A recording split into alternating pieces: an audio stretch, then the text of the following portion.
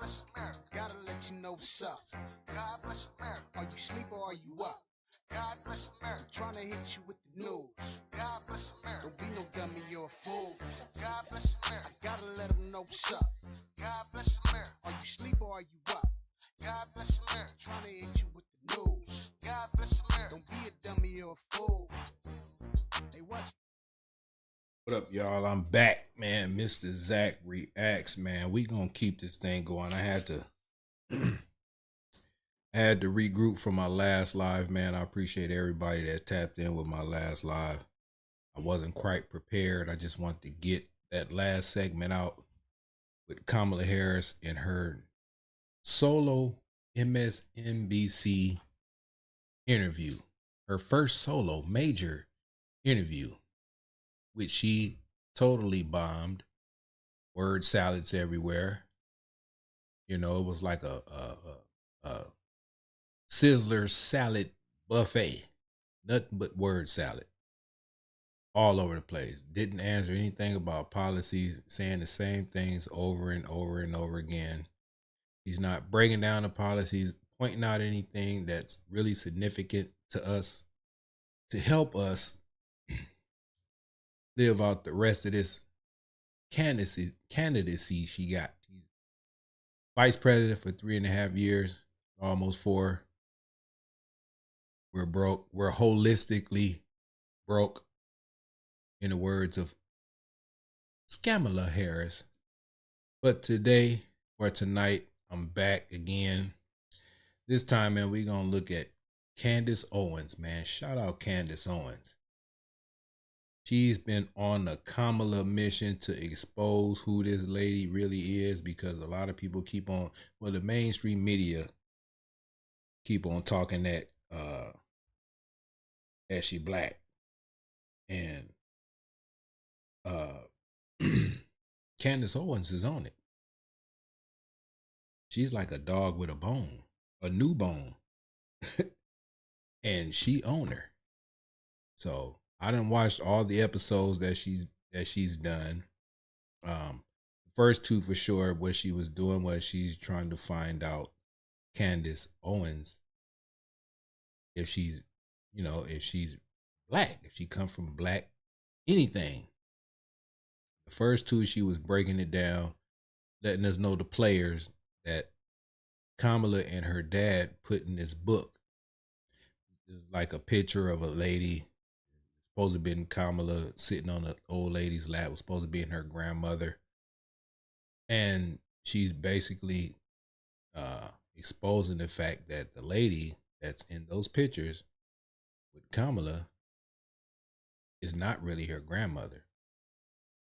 Candace thinks that it's the help. You know, they family owned a lot of slaves in Jamaica.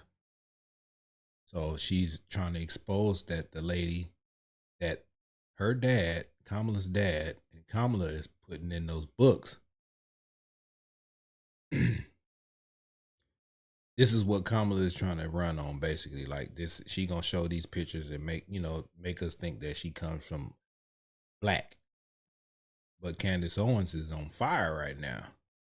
So we're gonna go to episode 2 of Candace. She already did 70 and 71. I'm not gonna break down what 70 and 71 is, just basically introducing everybody and records and different things like that. But Candace is really on it. Shout out Candace. All right. So let's get into this. All right, we finna see what the polls say. So y'all answer, you know, click what y'all think in the polls. All right. So let's get to it. This one is terrifying. This is what she titled it, Candace. Terrifying. What is Kamala hiding? Let's find out. Candace, she did a lot of digging. Her peoples over there, man, they did what they had to do. And it's opening your eyes to who or to what Kamala is hiding. All right. So we're going to go through the episode 2 and then we're going to episode 73. I might fast forward, I don't know, but we're going to sit there and see it. It's all about what the chats think. All right. So shout out everybody in the chats.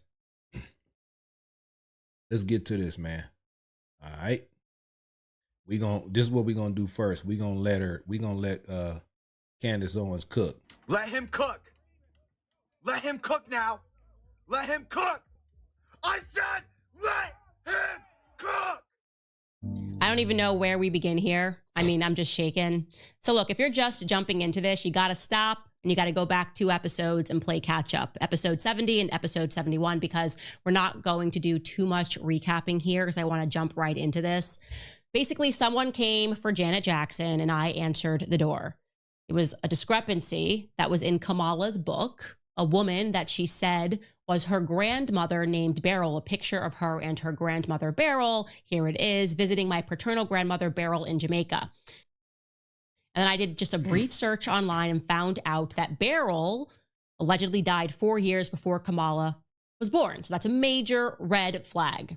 Then I had a little bit of a gut instinct. The photos that were being presented of Kamala and her grandparents, great-grandmother and Beryl, I just felt that the women, or the woman, because I think they look remarkably alike, I just feel that maybe this woman was... That's the same person. The person on the right is younger than the person on the left. The nose, the lips.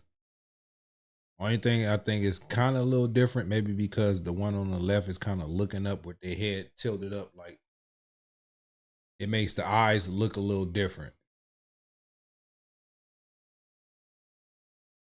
But everything else looks the same.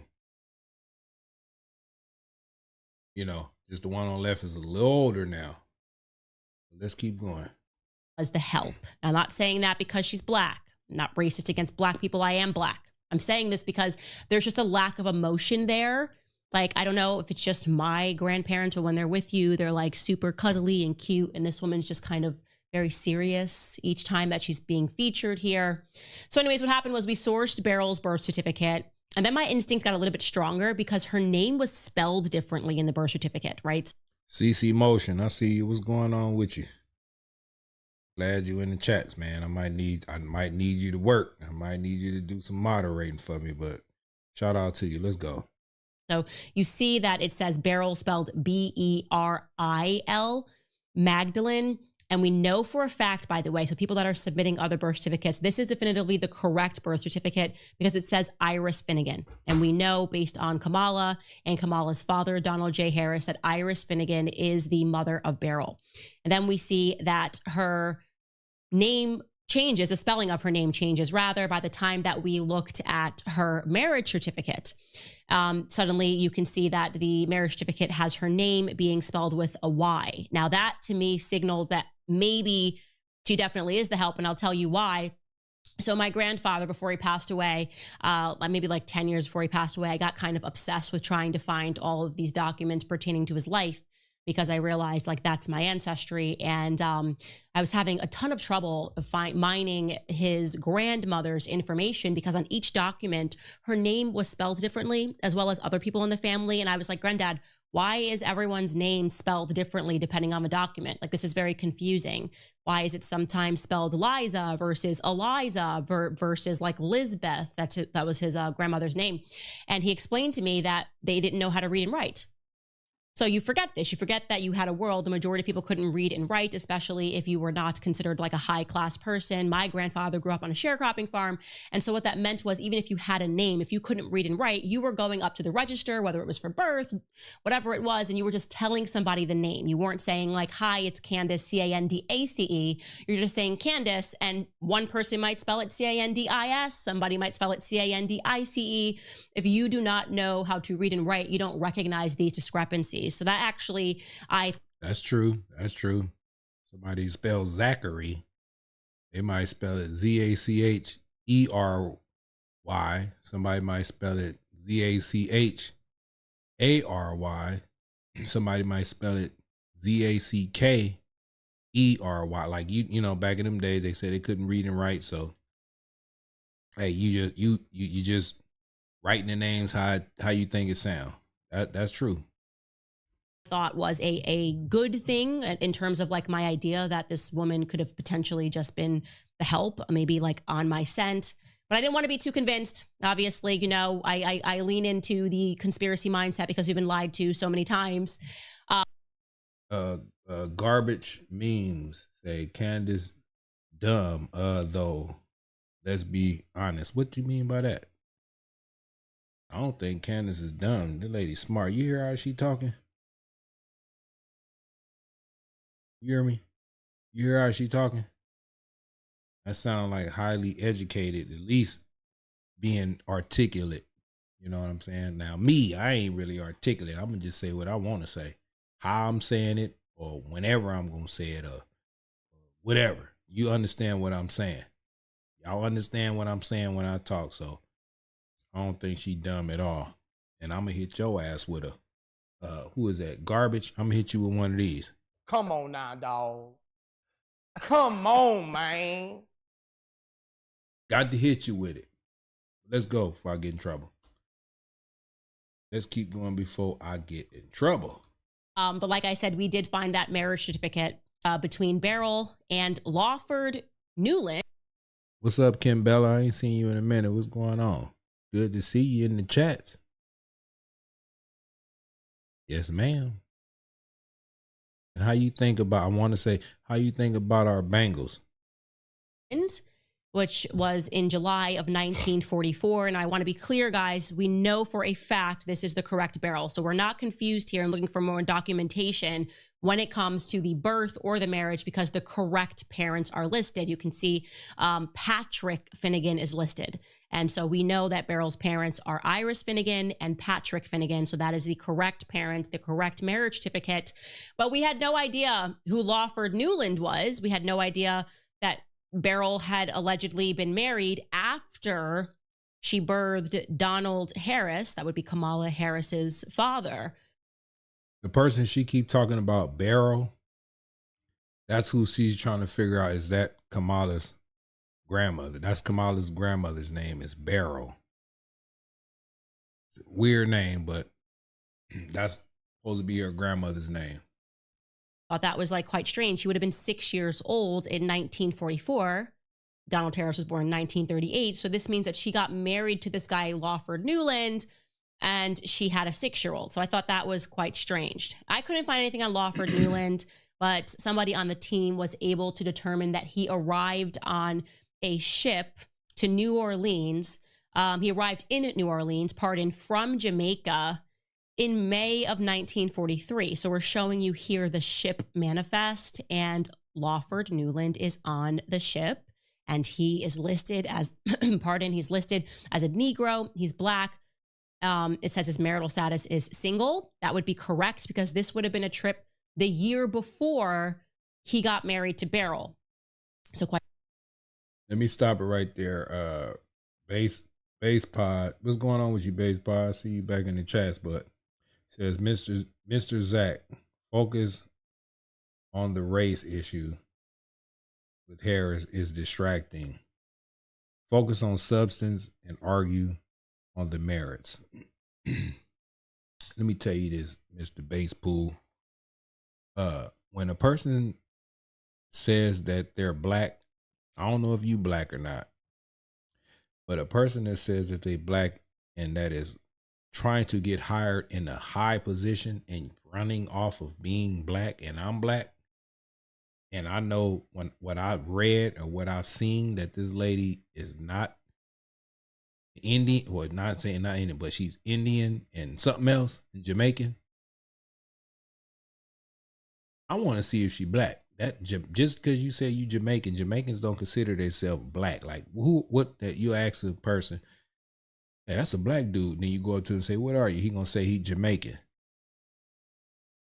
So I want to see. I don't know if you Black or not, but you can't play with that word Black, and Black people don't try to figure out if you Black or not. That's why everybody's like, she ain't Black. Then you got some people say she is. So I'm trying to find out, and Candice is breaking it down. All right. Appreciate you though. Let's keep going before I get in trouble. Quite strangely, he went to New Orleans, and then I guess he at some point had to have gone back just a year later to get married. We still have not been able to locate. Well, she have said she was Black. She was in a barbershop one time and said, us African Americans. What? Lady, how you mean you gonna say us African Americans? I've heard her say that. I wish I can find the clip, and I was prepared to play that about the, when I'm saying certain stuff, I need to start doing that.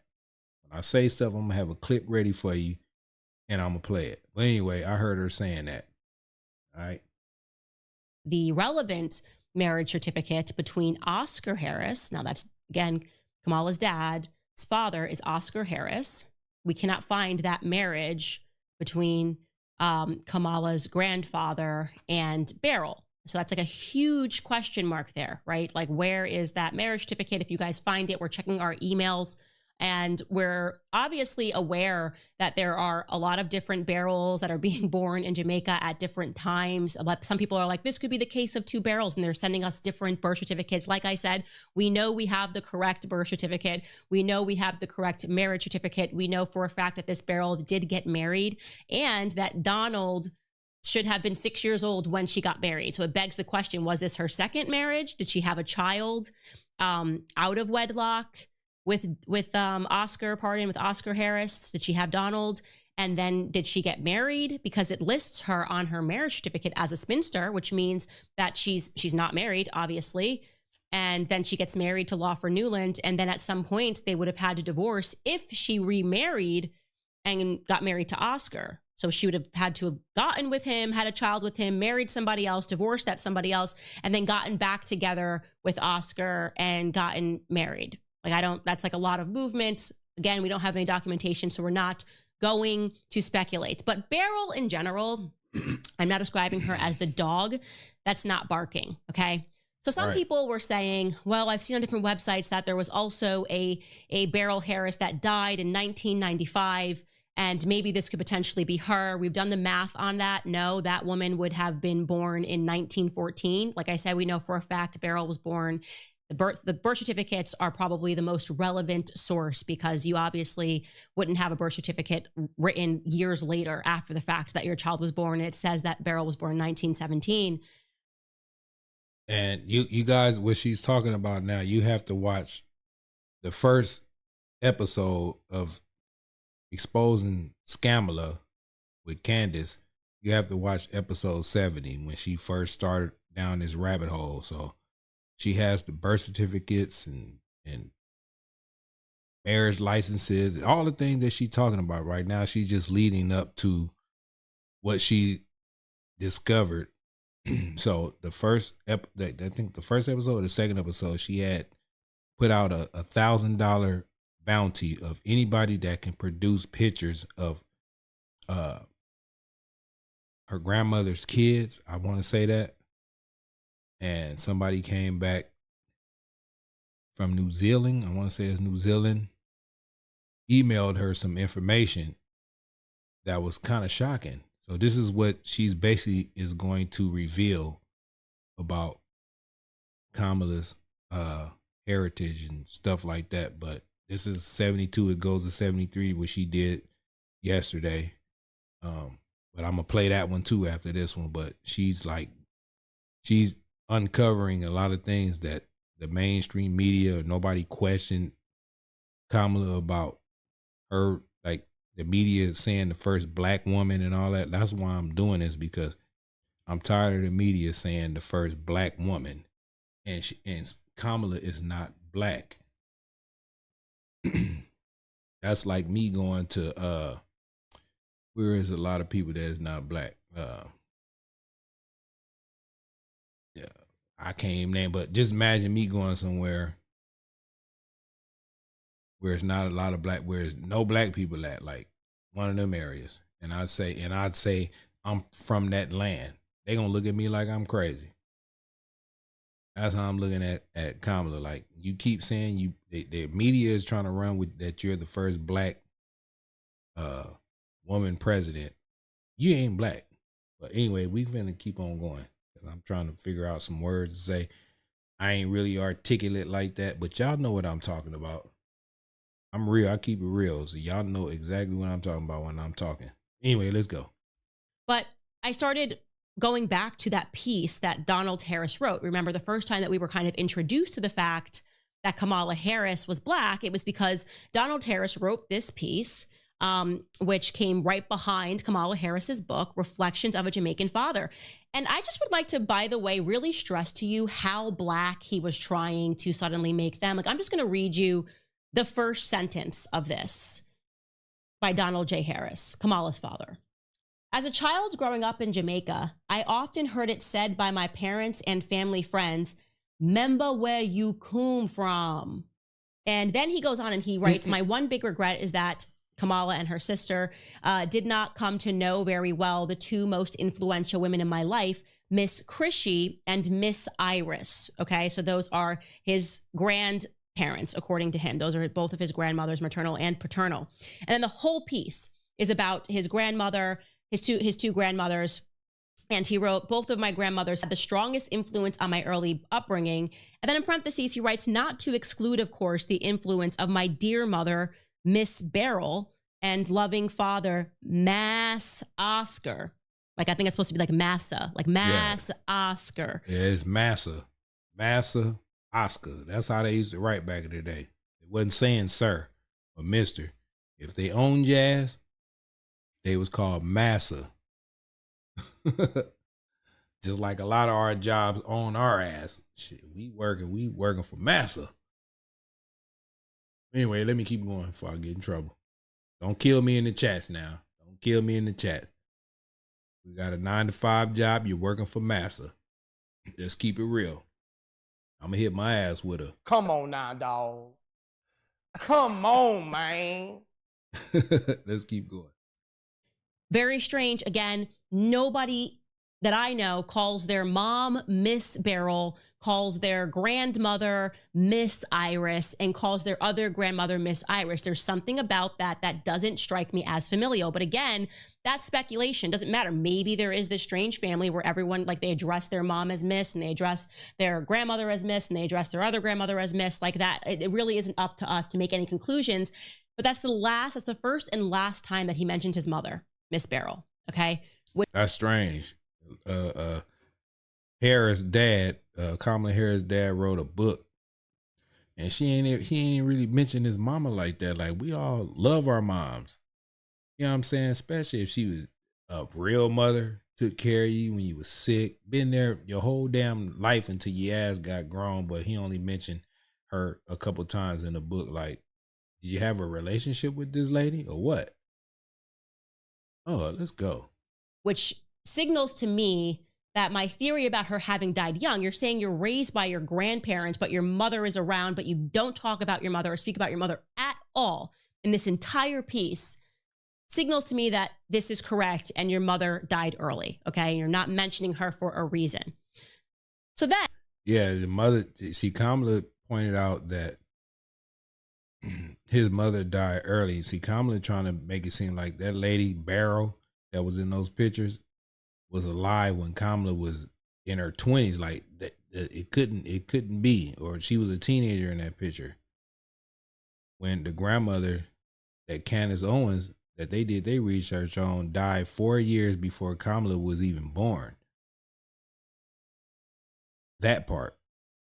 And then the dad, her dad,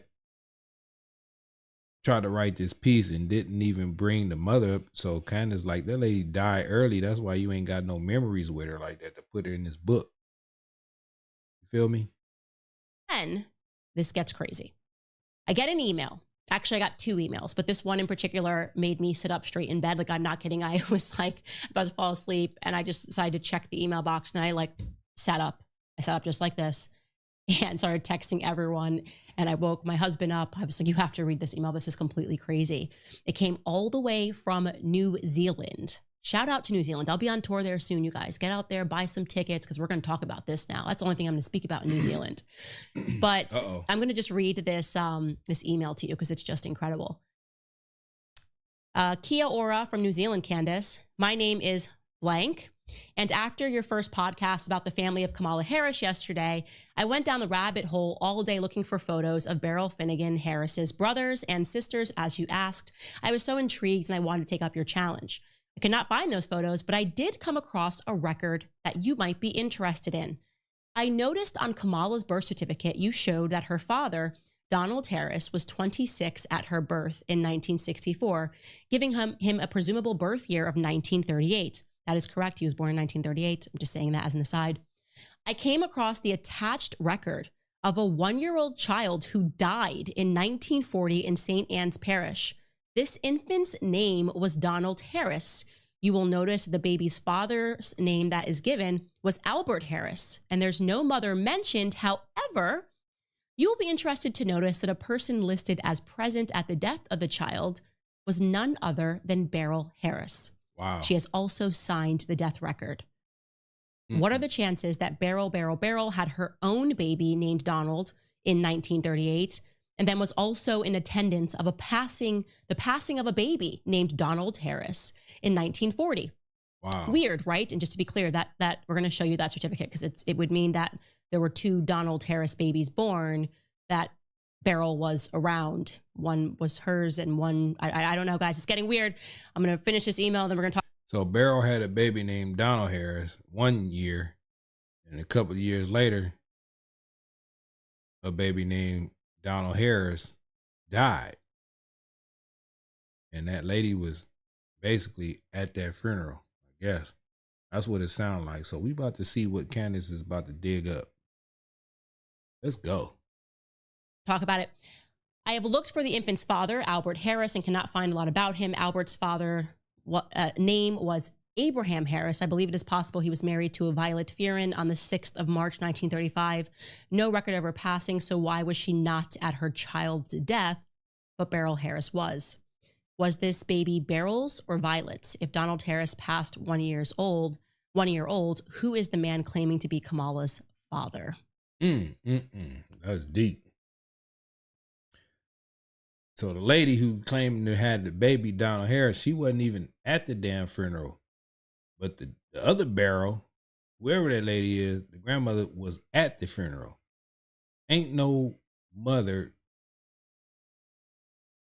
There is no mother that's not going to attend their baby's funeral.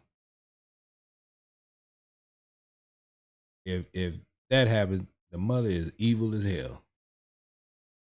Why wouldn't she be at that funeral and then this lady Beryl Harris was? That's strange. Let's keep going. Oh my gosh, chill. She wrote, make it make sense. I'll keep digging. Chills. I was like, what are you talking about? I opened this email so fast. It was crazy. It's like a movie. Somebody in the chat said, like The Omen. Who said that? It's crazy. We about to really, Candace is about to really dig deep into what the hell is going on. She gonna hit this. She gonna dig deep. You're gonna have Steve Harvey say, what the hell?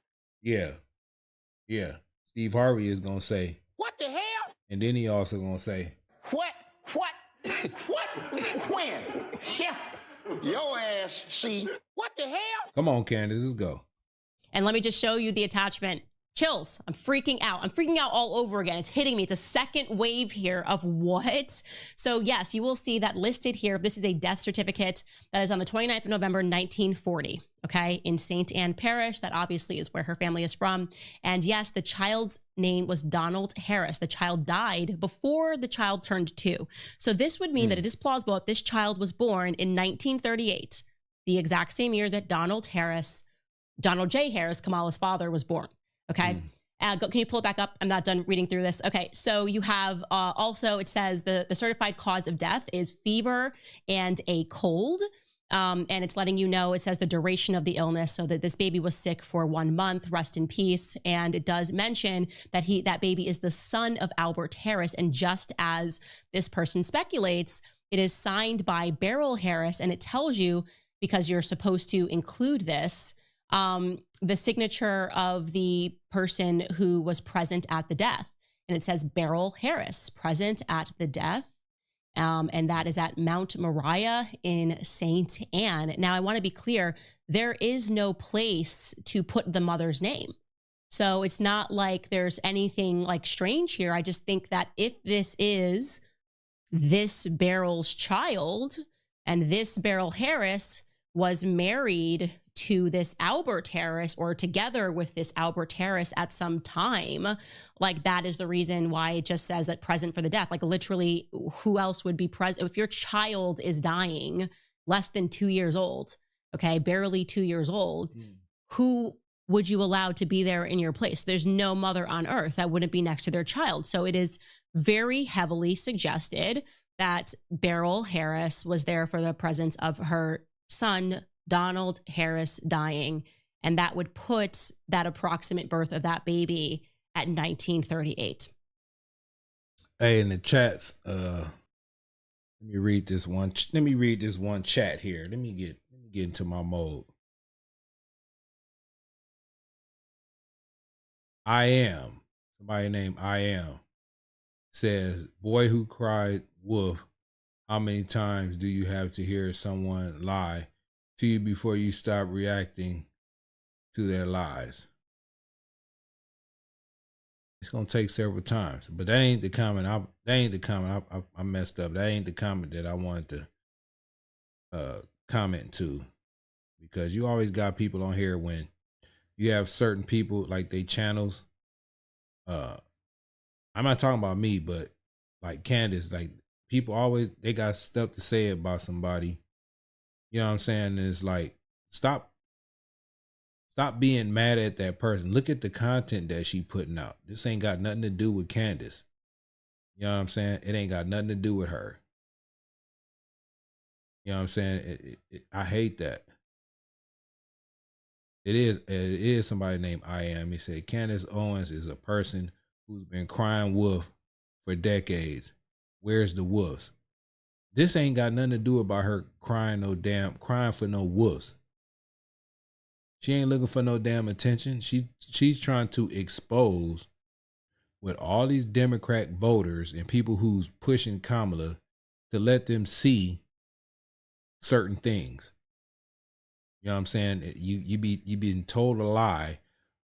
People been told a lie a lot. When somebody start exposing the truth, people get upset. Like Frontline, he said, keep digging the fuck around and you're gonna find out the truth. So Candace is digging. Let her dig.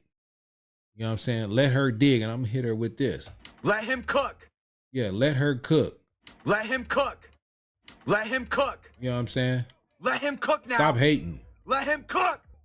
I said let him cook. Shout out Candace Owens, man. We need to find out this information. You know what I'm saying? Stop hating.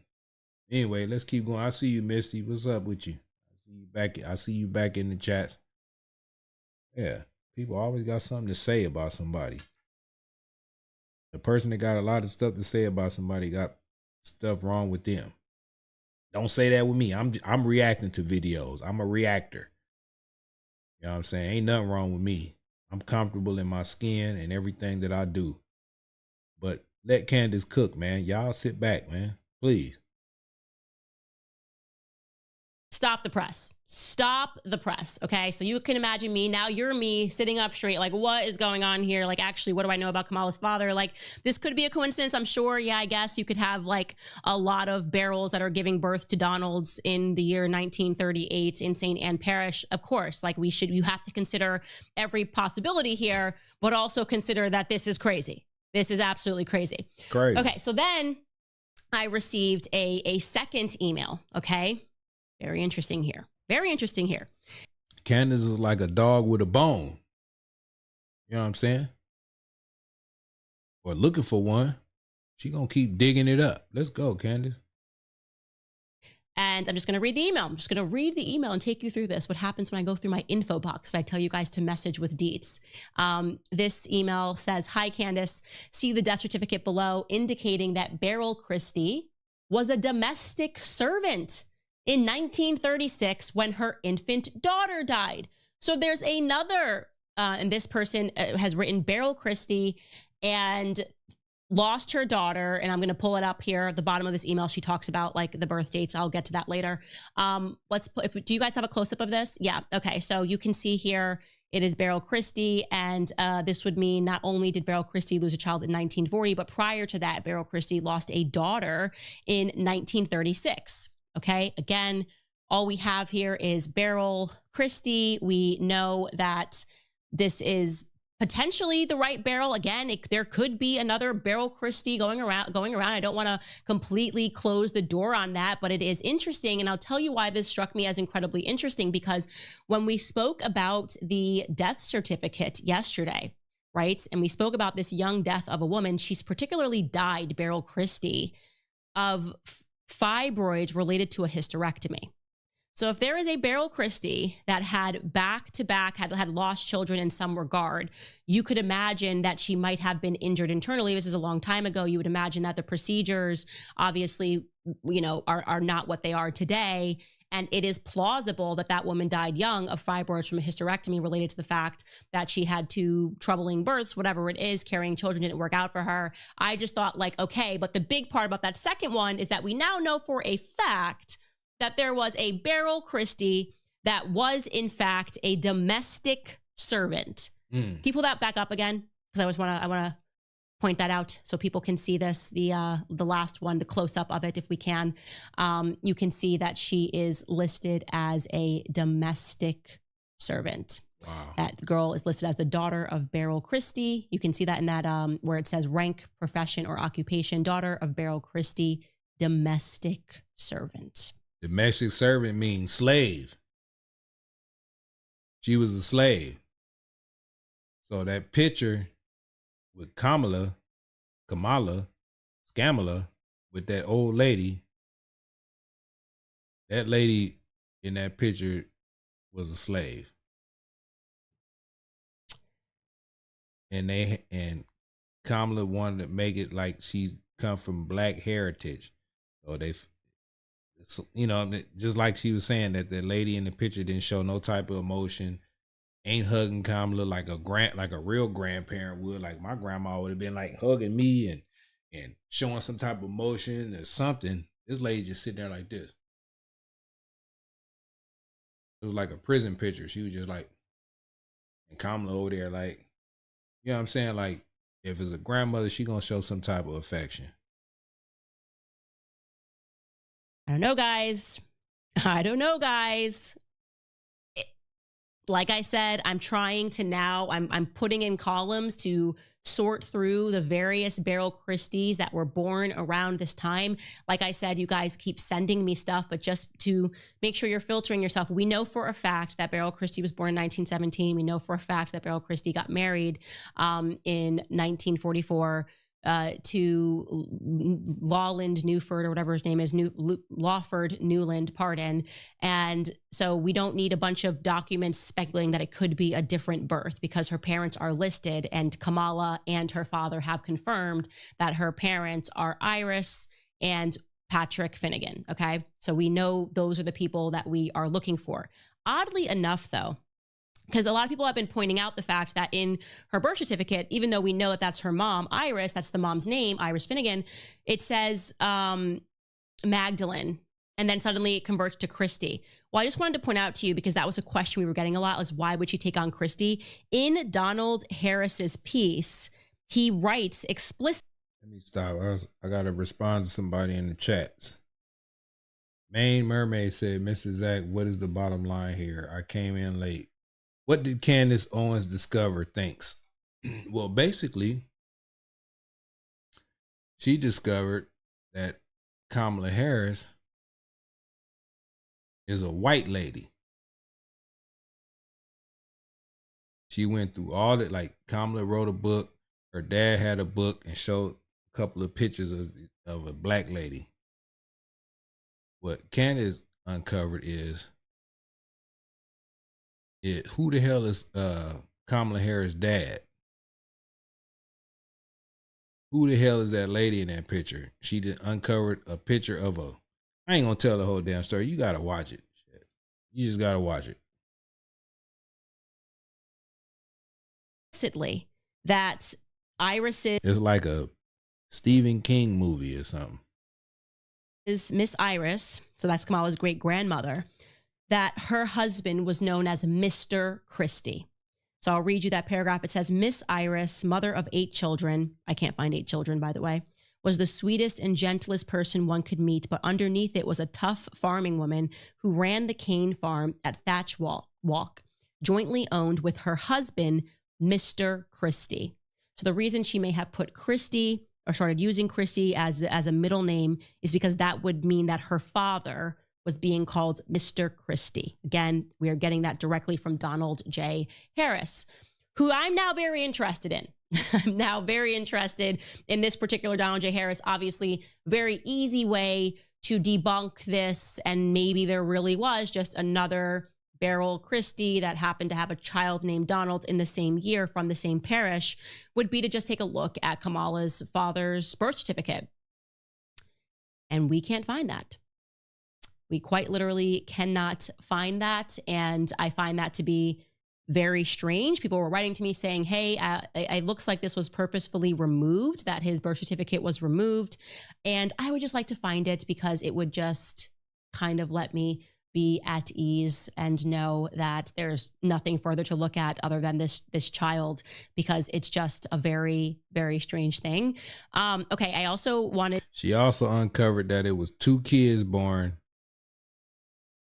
One kid died, and then the one that was still alive, I think, took on the identity of the kid that died, which is Donald Harris. It was a Donald Harris that died at 2 or 3 years old. The lady on that book and them pictures, Miss Barrow, went to the funeral, but it was supposed to be another lady's baby that didn't show up to the funeral, but Beryl did, because Beryl was the one who had that baby. It's a cover up. So that baby that's a lot that she talking about, that she finna find out who it is, that baby name is Donald Harris, which was supposed to be Kamala's dad. It's a whole twist. This is just like a twister, a suspense thriller, horror, all the movies in one. You got to watch from episode 70. You know what I'm saying? 2 episodes before this. I'm going to skip this one in a minute. We just establishing something right now about the dad and the grandmother. It just is a lot of twists that go up in here, but it all makes sense. It ain't, I'm jumping around with the synopsis of everything, but Candace Owens, she broke it down all the way. I'm gonna do a Donald Trump. She broke it down all the way schematically. Shout out Candace Owens. Let's keep going. To just go over everything we do know about Donald J. Harris, because I was interested in him suddenly. And the first thing is, he, according to him, like Miss Christie in this piece is his paternal grandmother. He calls her Miss Christie. He acknowledges that they were descendants of the slave owner Hamilton Brown. And he is the founder of Brownstown. That's another thing that strikes me as very odd. And maybe there's something I'm missing here. But if you were a person that established a town and you had over 1,000 slaves, would you really just openly be married to some of these slaves? Like, is that something that would happen? I know that obviously they would have relations with the slaves, and that's something that is a reality. But in the way that they speak about their family, it's like they were just openly married with slave owners and slavers, which I find to be a little bit strange. As I said, he claims that Miss Christie owned and operated a dry goods store, and that she died in 1951 at the age of 70. Then we have Miss Iris, who he mentions, that's the maternal grandmother. We can actually get up this, we can get up the family tree so people can see this. He mentions Miss Iris, and that is the person that he completely fawns over. That's his maternal grandmother, Miss Iris. She was a farmer, an educator, he claims. And he also says, which I find to be quite strange, remember, he says he has the strongest relationship with Miss Iris, doesn't even mention his mother, Beryl. By the way, these photos are the ones that have been provided by Kamala herself and her father. I cannot verify that these are accurate photos, but we're just going to use the ones that they're given. But what's quite strange is he says that Miss Iris's ancestry is unknown to him. So I guess they never had that conversation despite how close they are. Again, she jointly owned the farm with her husband, Mr. Christie, and he died in 1981 at the age of 93. Sorry, pardon. He says that she died at the age of 93 at the age of 1981. That's Miss Iris. Somebody say, dang, your polls ain't what? What the polls saying? I can't see the percentage right now. I don't feel like clicking off the screen. What's the polls? What's the percentage of the polls right now? Then you have Joseph Alexander Harris. Now that is the person who we are to understand that she was married to. The Harris name comes from his paternal grandfather, Joseph Alexander Harris. He was the landowner and the agricultural produce export, and he refers to the family property as Orange Hill. I think we need some Jamaicans to go out here and just start verifying stuff for me. And that Uncle Newton took over Orange Hill and started a limestone mining and brick producing operation in addition to cattle, grass, fruit, pimiento farming of earlier times. Now, again, I am just trying to understand how she came from a middle-class background. I mean, people that had slaves were super wealthy. It sounds like they always owned land, that they always potentially had servants. So I'm just trying to understand where this middle-class background comes from. My producer put in a note here that people in the live chat are saying that it's a Creole language, it's native to Jamaica when he starts speaking in this tongue. Okay, I literally didn't know that. I'm sorry, but I just found that he was writing in this way, which I found to be quite strange. I felt like he was trying to sell to us that they were definitely Jamaican or they were like descended from slaves, and they had slaves. So obviously his family actually had slaves, thousands of slaves there. So I thought that he was trying to lean into the slave language. So I'll correct that if that's actually English Creole. Okay, I'm gonna take a break here and just speak about one of the sponsors of the show before I get into some of your comments and we speak more about this. This episode is sponsored by Nimi Skincare. It is my favorite skincare aging. Another reason that I love Nimi is that they are a Christian-led company that stands firm in type. That's NIMI skincare.com, promo code Candice today. Okay, so first responding to that, yeah, I don't know if he was trying to write English Creole. I actually never knew that that was a language that was native to Jamaica, but I do find it very interesting that that's something that he included all throughout this piece. And I would question some of the spelling of things like, is Creole, do you actually spell Y-U for you? Or is he just trying to basically signal to us that this was his family? Anyways, literally did not know that. So you learn something new every single day. So I also had a ton of other people that introduced some other things that I was not aware of. And I'm just going to kind of go through other things that people brought up that I found to be very interesting. First and foremost, someone told me to take a look again at Kamala's birth certificate. Chris, I don't know if I told you to pull that, but going to her original birth certificate, yeah. So they said, this person emailed me and they were just like, okay, Candice, it is amended in the middle there. So you see there's a stamp in the middle of her birth certificate that says amended 1 of 2.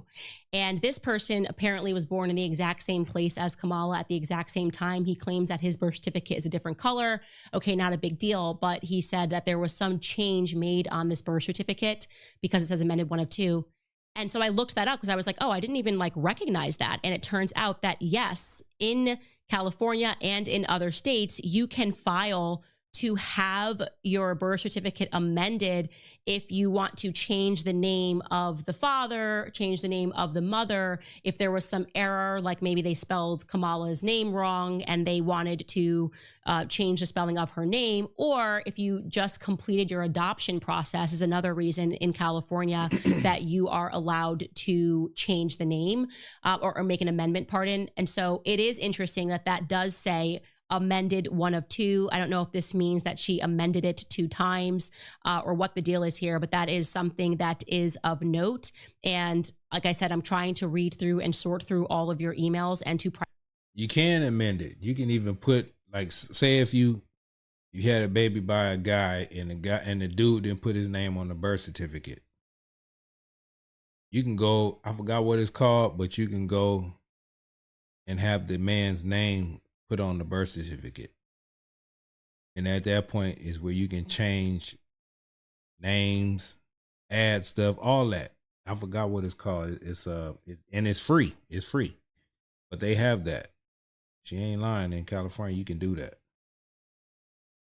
Prioritize which ones I think are relevant. And I just really think that looking into Donald Harris now is just something of interest to me, and like trying to figure out where he was born and learning a little bit more about his background, because there are some verifiable facts here that are just not correct, or at least if they are correct, I can't find them. I can't verify them.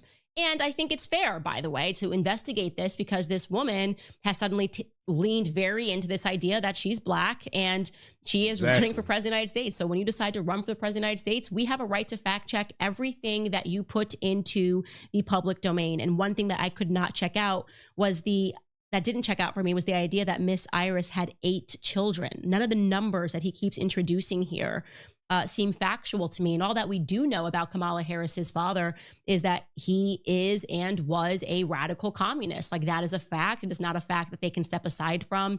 He was very involved in the early communist movement. And so that should be of interest to people. And here's my question. If you're watching this and you are a committed Kamala voter, my genuine question would be, if you found out that she essentially lied about her entire background and she stole somebody else's like grandmother and pretended that this was her grandmother, would you change your mind about Kamala Harris?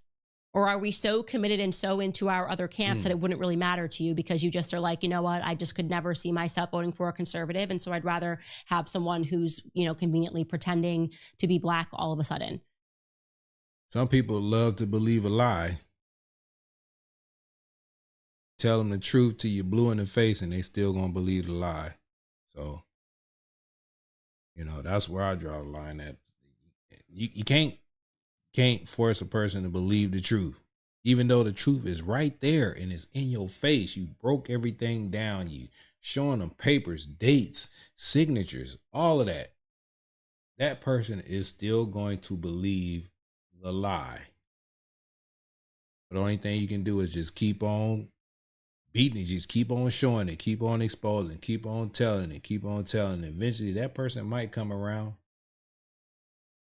You know what I'm saying? They probably won't believe it until you pull up the people from the grave and you stand here and then Kamala here and everybody all up in, you know what I'm saying? But a lot of people like to believe the lie. So keep on coming, Candace. Keep bringing it on. This episode almost over, but the next one is going to really be like, you know, I might save that for tomorrow night. I don't know, but we finna keep on going. I just find that to be very strange. Now, I'm not discounting the fact that her father's from Jamaica. I think he is obviously very much from Jamaica. I'm just wondering a little bit more about him, because I do find these elements to be a bit strange. I don't think it's a normal thing, unless somebody in the chat is going to tell me that it also maybe is a cultural thing that people on the island of Jamaica refer to their like mothers and their grandmothers as Miss this and Miss that, because I think in America that would be quite weird, and also in other countries that would be quite weird. It would be quite formal, but I'm happy to dive in and to read some of your comments right after I tell you guys about Beam, because clearly last night I needed to get some sleep, and we do use Beam. Obviously, sleep is so important. It's the foundation of whole body health. When we sleep well, our minds and bodies perform at their best. Good sleep is both mental and physical, and our daily performance depends on it. Beam's science-backed dream powder is tested for high BEAM. And I have a lot of them right now. Slow this down. So someone said stolen heritage, Kamala. Listen, at checkout, that's shopbeam.com/Candice and use code Candice for up to 40% off. Better sleep has never tasted better. Okay, I'm going to jump very quickly into the chat. I'm going to try to slow this down. So someone said stolen heritage, Kamala. Listen, I am just asking questions. As I say, I'm just asking questions, and I have a lot of them right now, particularly, again, honing in on her father. Oh, I forgot to tell you. So because I got interested in her father and we just sort of began this dive today, you know, he also mentions that he fought really hard for her, and there was like a long custody battle between him and Kamala's mother, who he was married to before they got divorced. And I did try to locate those records. He put the date here as 1972, and he also put the courts that they were fighting in California. And we couldn't find anything. Actually, I'm going to let my director, you're going to hear like a random male voice here. But Mark, you were the one that was looking this up. What did you not find? I guess, where were we looking when we were looking for these divorce proceedings, if you will, custody disputes. So the family court for Oakland, California would be the Alameda County Superior Court. So I searched the family law records for Donald Harris for that time period.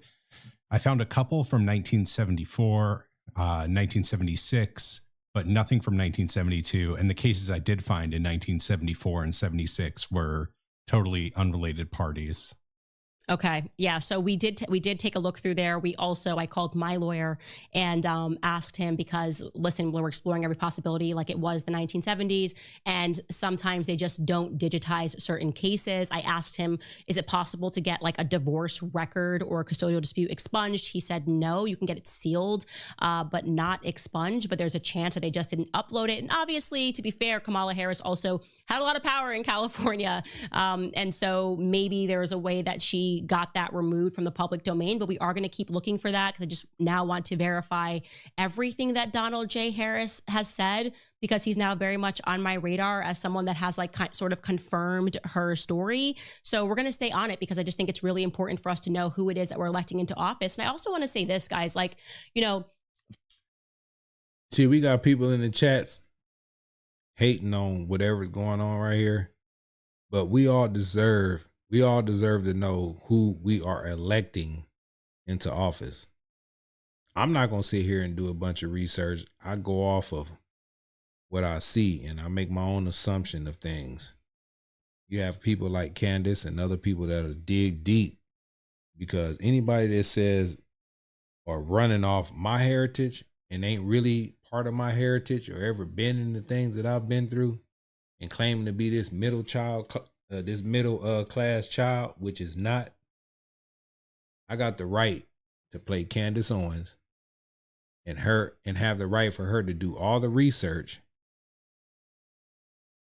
And I learn from what I see. I can accept it or not accept it.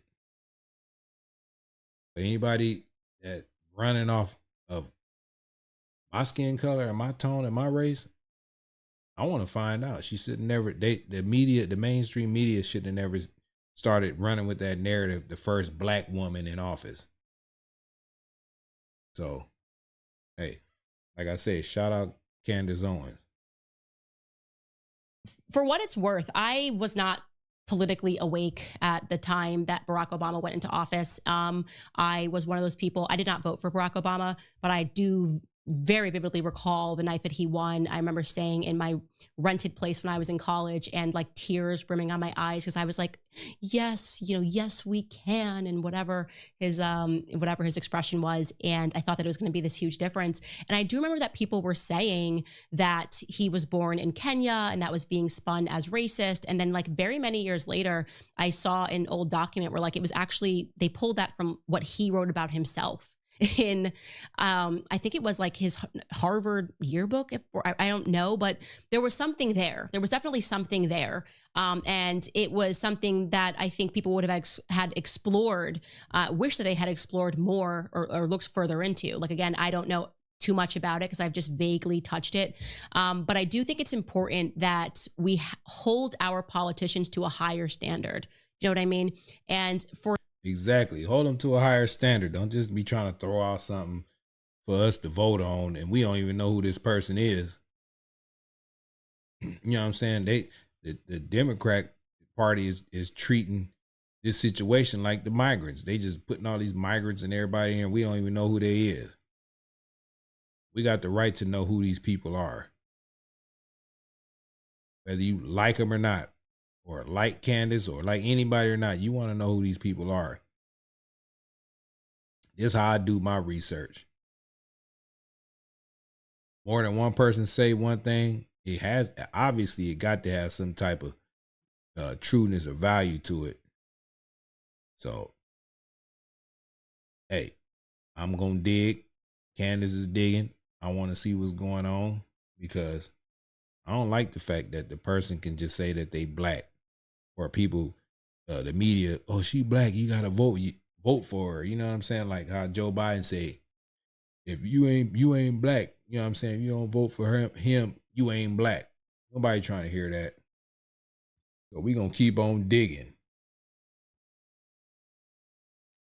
for me, the reason why something like this matters and why I want to know everything about her is because we have already watched Kamala completely switch her character wherever she is. Like, she totally is a chameleon. Like, we've seen her do this sort of Spanish accent. We've seen her do when she's in front of a black crowd, suddenly she's like in these streets. It makes me very uncomfortable when someone is so comfortable becoming an entirely different person, depending on what crowd they're in front of. Like, you don't have to do that. Exactly. And if you're doing it, it means that you are willing to be inauthentic to get to where you want to go in life. You're not yourself, right? You're just somebody that puts on a mask and says, what room am I stepping into? And what do I have to sell myself as? That is quite literally not someone that you want to have in office. In fact, it's quite sinister. And if there's anything to this, and like I said, people are sending me all sorts of stuff. I'm not going to get too in the weeds. There are people that are techies and they're saying like the photo of her and Beryl is photoshopped and here's how you can tell. I can't obviously authenticate that. I barely know how to turn on a computer. I'm not the greatest tech person in the world, but I just think that if there's any piece of this that we can verify is a lie, then her entire run needs to be called into question. If you have the audacity to put into a book that somebody is your grandmother that potentially is dead, and I think it's a very high potential that this woman died young, given the fact that Donald Harris just completely does not mention Beryl at all, outside of one sentence in an entire essay that he wrote about his heritage. And he wrote this essay again because he wanted to sell to the public that he was Black, which is the reason that he's including this Creole that you guys have now informed me about. The reason that he's including that again is because, just like you got upset in the chat, like, this is Creole. This is the reaction they want. Do you know what I mean? Like, they want you to be like, remember your tribe. You know what I mean? Somebody said in the chat, Ronnie Lightning say, why does her race or ethnicity matter? Because that's what they running on. They running on race. So since the Democrats always want to have a race thing, we finna dig into the race. You know what I'm saying? We finna dig into it. You can't be sitting up here talking about the first Black female president without a real Black person questioning if this lady is Black. She look, the way her structure, you know, we look at it like, how can I explain it? She look Black to us, but she look Black, but she don't look Black. Put it that way.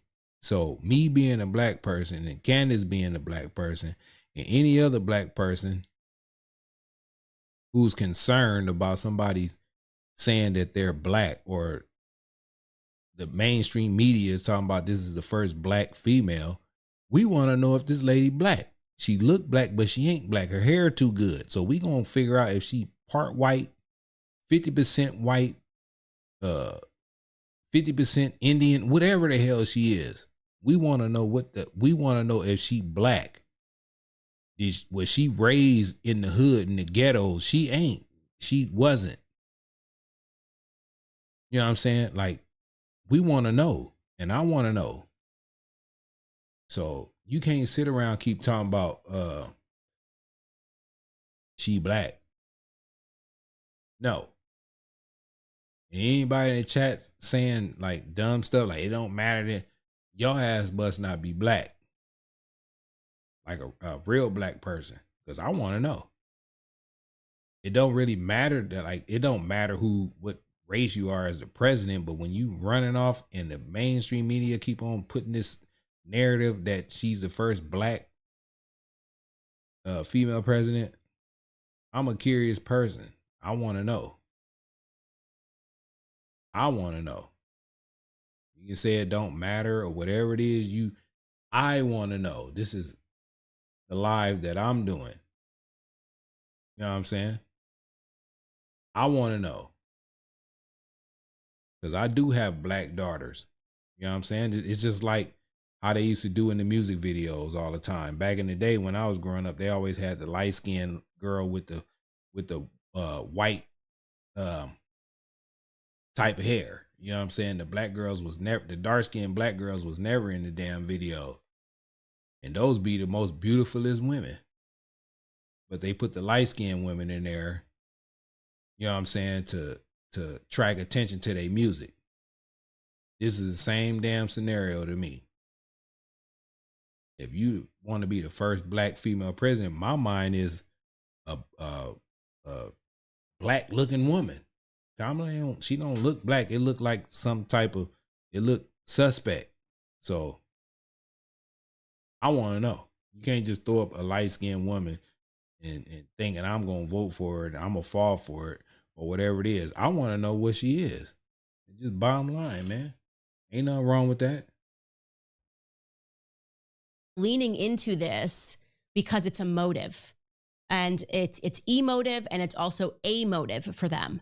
And their motive here is to get people to invest in her emotionally. And that is why they snapped on Janet Jackson when she asked a very relevant question. It is of interest that despite the fact that we can say factually she is majority white, okay? She's majority white. No matter which way you slice it, this woman is majority white. He failed to mention any white influence in his life. There was nobody of white influence in his life, no relatives of white influence in his life. I find that to be very strange. Kamala, her entire career, spoke about her Indian heritage. And she looks Indian. She looks like an Indian woman to me. That's totally fine. I don't have an issue with that. But now we're code switching and we're leaning into Creole. You know what I'm saying? Code switching. Just be Indian. Just say I'm the first Indian president. What's wrong with that? You mad at you don't like your heritage? Why you want to take on somebody else's heritage? Just be who you are. Be honest. If you would have started off honest, then we wouldn't be having these conversations and we wouldn't be doing these reaction videos and people wouldn't be questioning your damn ethnicity if you were honest.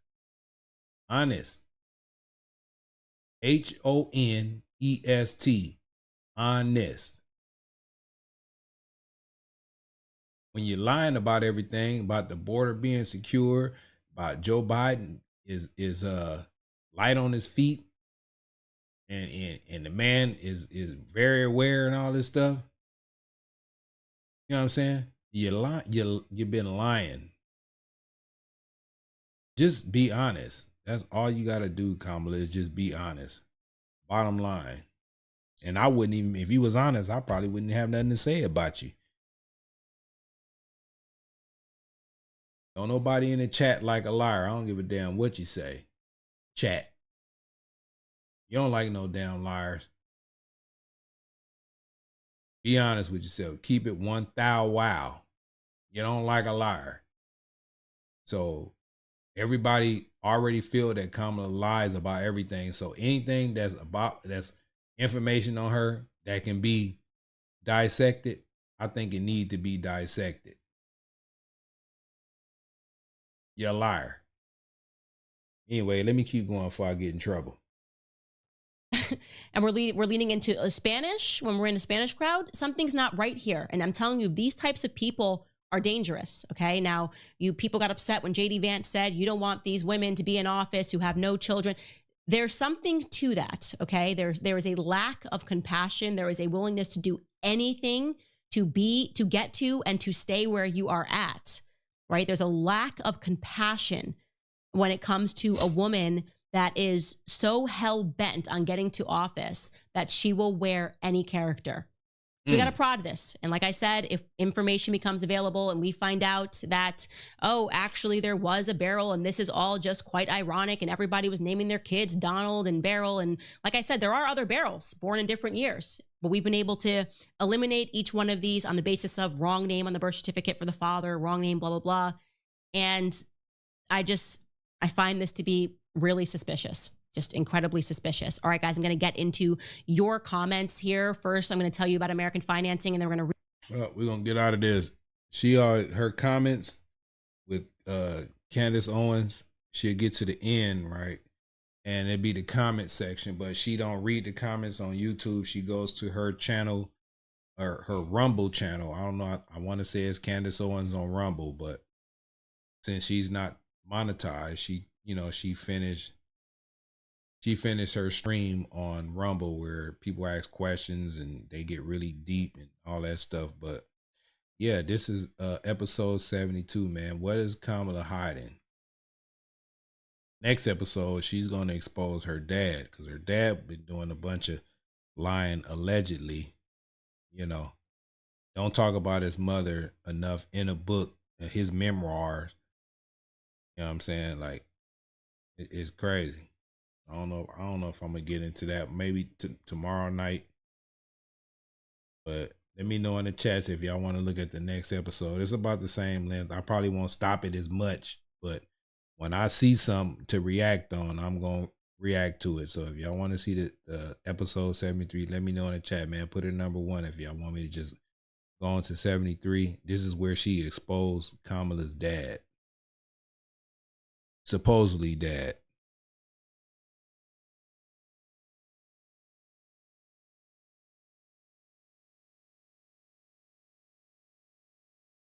If I don't get no ones, I'm gonna move on to something else.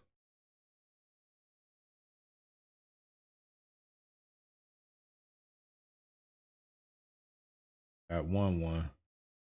Another one.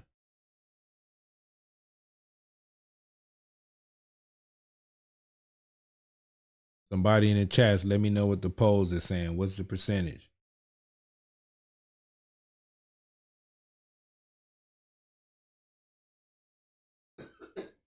Let me see the percentage. And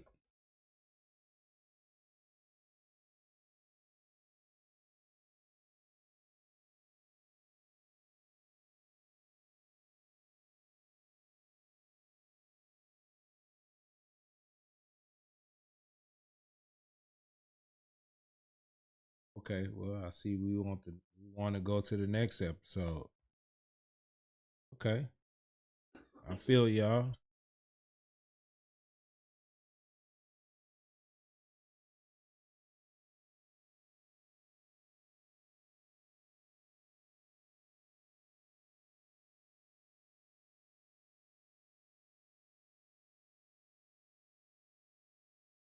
Joe Biden hates her, okay?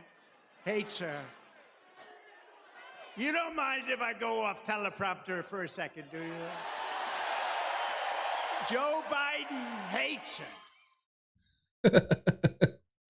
I'm literally buzzing with excitement right now for what we just discovered.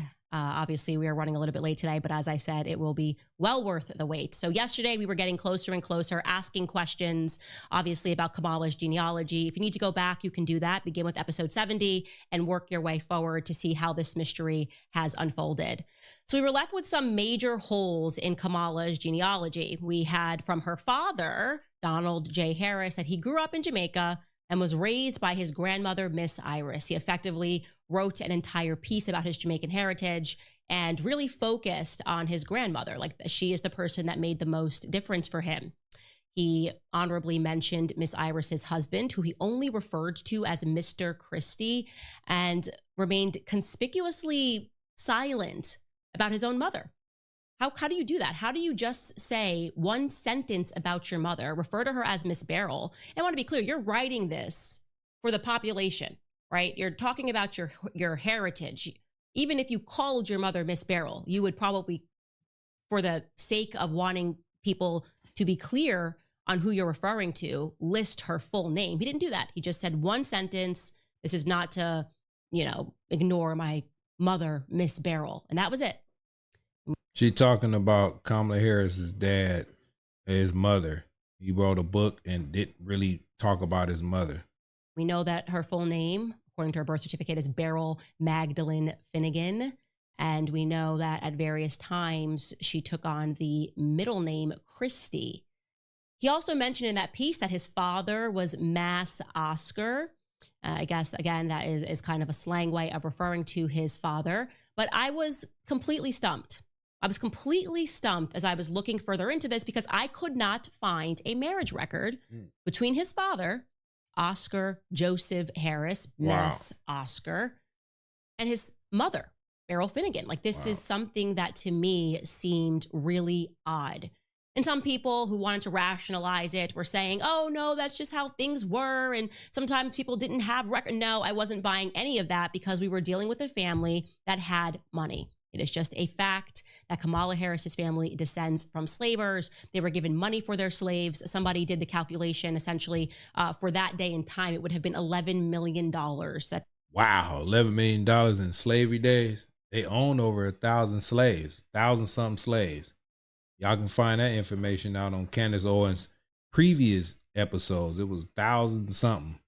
Oh, so Kamala keep talking about she came from a middle-class family and all that stuff. Man, nobody trying to hear that. You ain't come from no middle-class family. Your family owned slaves, and it wasn't that far off.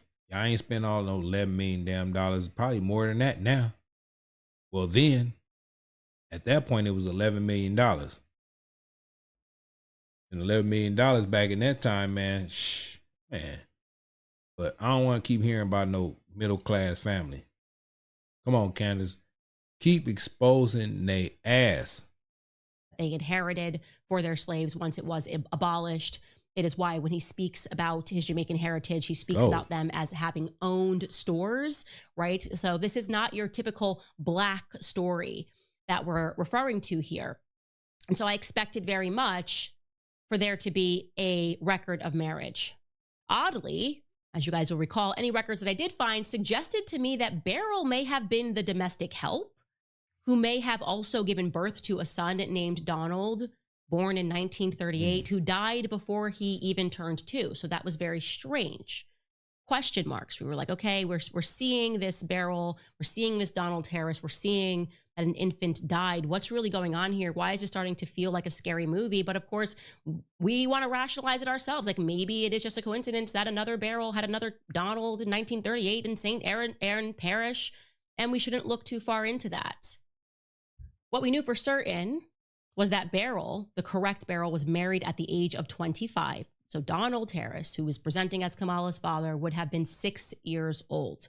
She got married to a man named Lawford Newland, who he has completely erased from his childhood historical account. When he wrote this piece, he did not mention a Lawford Newland, a stepdaddy named Lawford Newland. And that was odd because then it would suggest that she would have had to have married his father, Oscar Joseph Harris, after that. So have the kid, marry someone else, and then go back and marry your baby daddy. I don't know, but I needed to find some records. We also couldn't find a divorce record, by the way, between Lawford Newland and Beryl Finnegan. Where's the divorce record?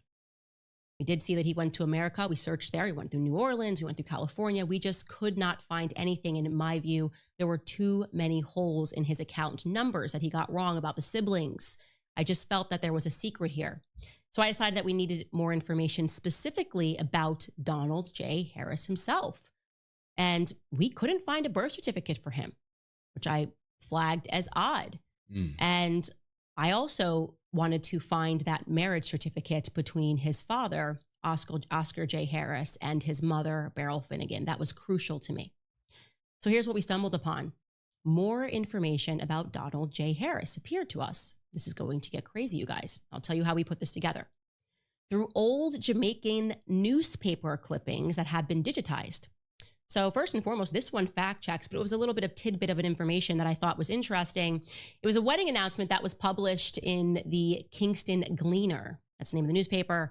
It was published, as you can see here, November 1st, 1963, which just announces the wedding of presumably Kamala's mother, as we're told, Shyamala Gopalin, to Donald J. Harris. It reads, he is the son of Oscar J. Harris of Spanish Town and Mrs. Beryl Finnegan.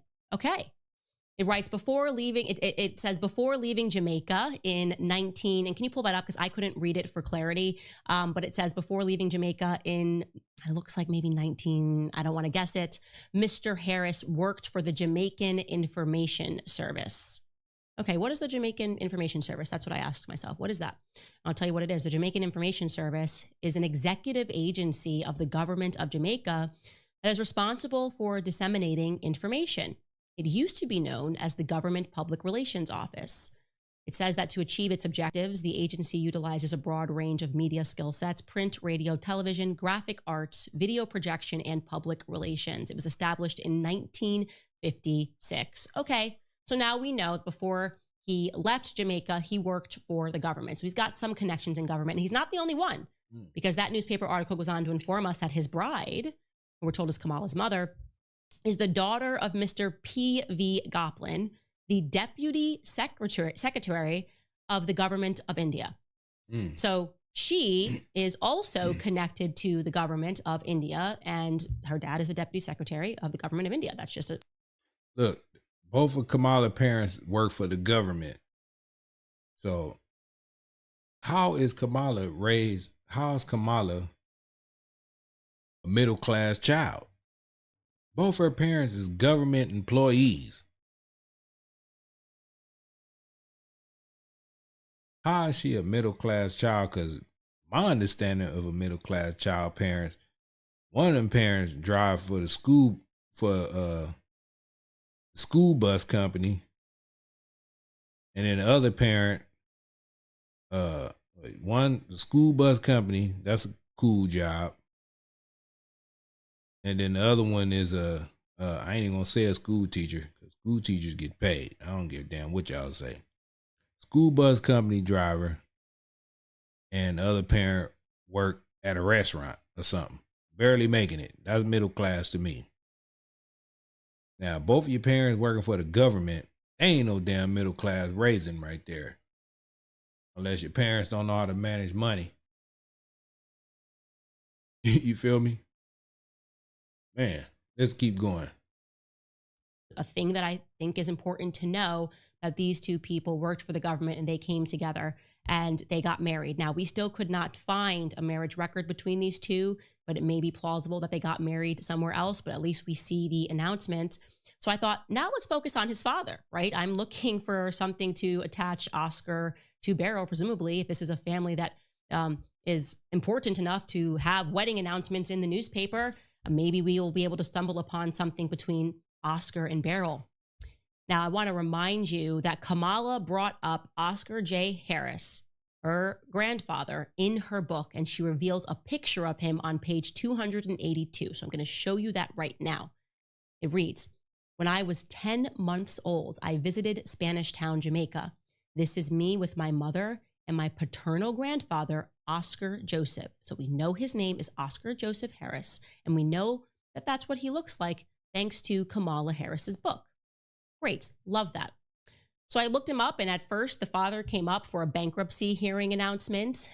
This is dated, by the way, March 11th, 1939. So this would have been 1 year after Donald was allegedly born. It just reads, "In the matter of bankruptcy petition against Reginald Victor Harris, Oscar Joseph Harris, and Newton Alexander Harris of Brownstown in the parish of St. Anne, trading as Harris Bros, take notice that the above named intend to apply for the revocation of the provisional order of bankruptcy made against them in this honorable court on the 6th day of January 1939. Okay, so we know that they were apparently going through some bankruptcy proceedings, and they were fighting those bankruptcy proceedings. They were going to stand against them. It also, but what's relevant there is that we know it's him because it lists his brothers. It lists that they're from Browntown, and we have fact-checked that genealogy. So this is the correct family. This is the grandfather that Kamala is referring to in her book.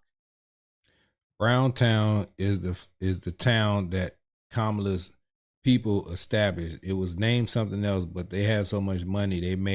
They had so many, like 1,000 some slaves or whatever it is. They started calling it Browntown. It was called something else. I can't remember. Y'all got to look at the other episodes. Y'all got to go back to find out why they changed a particular town to be called Browntown. And Browntown is the last name of Kamala's and them family. So y'all want to know, go back to the other episodes. Let's keep going. Here is where it is going to get crazy. Buckle up. I really hope you guys are sitting for this. He came up again. And fortunately, it was for a wedding. Unfortunately, it was not for a wedding to Beryl. Instead, just like Beryl married somebody else, apparently he married somebody else. Now, this clipping is from June 9th, 1952. Look at this. It says, Oscar Harris weds Voris Cambridge.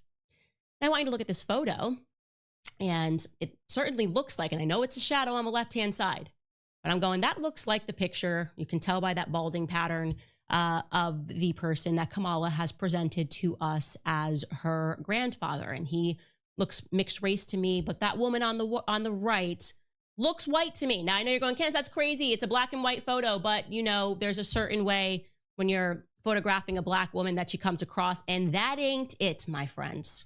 But again. Yeah, I mean, yeah, I know the picture is black and white, but just their body structure, it don't look like a black body. I mean, that's how I can tell. It don't look like curves and none of that. The dress straight up and down. I don't know. It don't look like black to me. And that was a theory. Let's read the article. It reads, Voris Cambridge, daughter of Mr. and Mrs. V.S. Cambridge of St. Elizabeth, that's another parish in Jamaica, became the bride of Oscar Harris of Browntown, St. Anne, at a beautiful ceremony in the St. Andrew Parish Church, Halfway Tree, on Thursday last night. Hold on. I am in the chat say, how many times you gonna pretend your skin makes you black, Zach? I don't have to pretend nothing. Look, can't no white dude stand in front of me and tell me that he black. I know what I'm looking at. So somebody can just be a white guy or an Asian guy come and say I'm black and I'm supposed to believe it. The skin tells the truth, man. Look, let me keep going. I ain't gonna keep on. I know what I see when I see one, and I know what I want to know. This is my research. Y'all on live with me. So we finna keep going. Let's go, Candace. Let's go. Her slenderness enhanced by a gown of white nylon and chantilly lace. The bride, carrying a bouquet of white asters, was given in marriage by her father. Her only attendant, her sister, Carmen Cambridge, wore a gown of aqua nylon and chantilly lace with a bouquet of pink rosebuds. The best man in the ceremony, performed by the Reverend Grant Levi of Montego Bay, was Mr. Newton Harris, brother of the groom. During the signing of the register, Mr. Gene McDonald sang, "I'll Walk Beside You," and "Because," at a reception held at the home of the bride's uncle on Chester Avenue. Mr. Milton Hamilton was master of ceremonies. I just went, what the heck is this? First and foremost, how odd that Donald J. Harris, as he's recollecting these memories from his childhood, now has left out the part where Beryl married someone when he would have been 6 years old and would have been his stepfather. But he's also now leaving out the fact that his... Yeah, people don't want to know the truth. Christy Robinson, people do not want to know the truth. Crazy. They don't want to know the truth. I do. I want to know the truth. I do. Mother similarly married someone when he was a little bit older. I mean, that his father similarly married someone when he was a little bit older, and that woman... They say I got white parents. Nah, I ain't got no white parent. My mom is a black woman. My dad is a black man. My ancestry goes to not Houston, Texas, but Texas. I ain't gonna say it's all over Texas. Texas and California.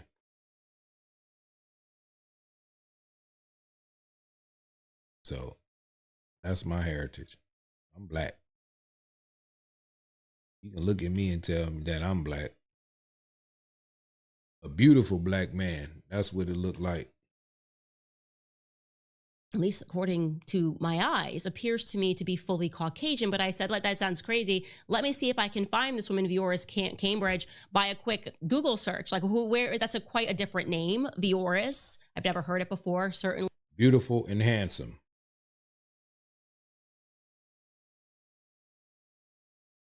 And look, I'm gonna hit y'all with this because y'all throwing out fake news about me. And how about the fake news? Oh, look at them all back there. Look at all those cameras. Look at all those cameras. Wow. Look at all those cameras, all those fake writers. Look at them.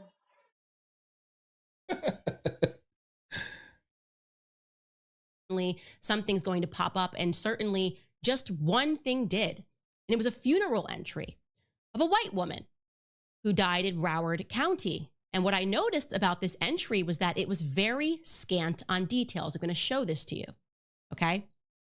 Voris Anita McPherson, it says. And I'm looking at that face on the left there and I'm going, I recognize that face. This woman looks familiar to me. Am I crazy? Are you guys seeing this? She looks a little bit like Kamala Harris. There's something about the smirk. I don't know. Am I crazy? So I said, let me not jump to conclusions. Maybe I am just so down far the rabbit hole that I'm seeing Kamala's face. So I read this entry and it says, it is with great sadness that the family of Voris Anita Harris McPherson Cambridge, in parentheses, so we know that that's her maiden name right there, and now Tech support. You think I just got my birth certificate just laying around? If you ask me about my birth certificate, not gonna happen. Just know I've been here all my life. I was born in Watts, California, Martin Luther King Hospital. Yeah, you know what I'm saying? It's me. It's me. Watts, California, man. Let's keep going. Look at that lady right there. Look at that little circle, that picture. That lady looked like Kamala Harris. The nose, the cheeks. But she gonna show us side by side. announces her passing on Saturday, June 15th, 2019. She will be lovingly remembered by her children and spouses, her grandchildren and spouses, her great-grandchildren, cousins, nieces, nephews, and friends. We will celebrate her life on Saturday, June 29th, 2019 at 10 o'clock a.m. at Christ the Rock Community Church. It gives the address there, and it says where they will immediately follow at a reception hall. In lieu of flowers, donations may be made to the Alzheimer's Foundation in memory of Voris Harris McPherson. So nothing given to us there, literally nothing given to us about our family. Have you ever seen that? Usually survived by a sister, a cousin, a brother. I went to see if anybody posted anything. It says she has a really big family. I was like, okay, well, certainly somebody would have posted on the board. You know, people do that all the time. I'm so sorry for your loss. Love you. Cousin, I'll see you there. Hug, kisses, nothing. Very weird. And then tried to look this woman up in Broward County records, and it just looks like people are trying to protect who she was. It doesn't tell me who she's married. I don't see anything there in Broward County. It just says an entry for a marriage that took place in 1994. And I also see that she's got another name there, McPherson. So maybe she got remarried. But it at least tells us that her birthday was October 7th, 1927. So I thought to myself, can I find a woman, a white woman who was born in Jamaica with that exact birth date, with that exact name? Like I said, a very different name, Voris. And the answer. Yeah, I feel that Utter say, can you imagine being questioned about your birth? Let me see. Hold on. The comments is going up. Utter, can you imagine being questioned about your heritage to the point people need to see proof? That's what I'm feeling right now.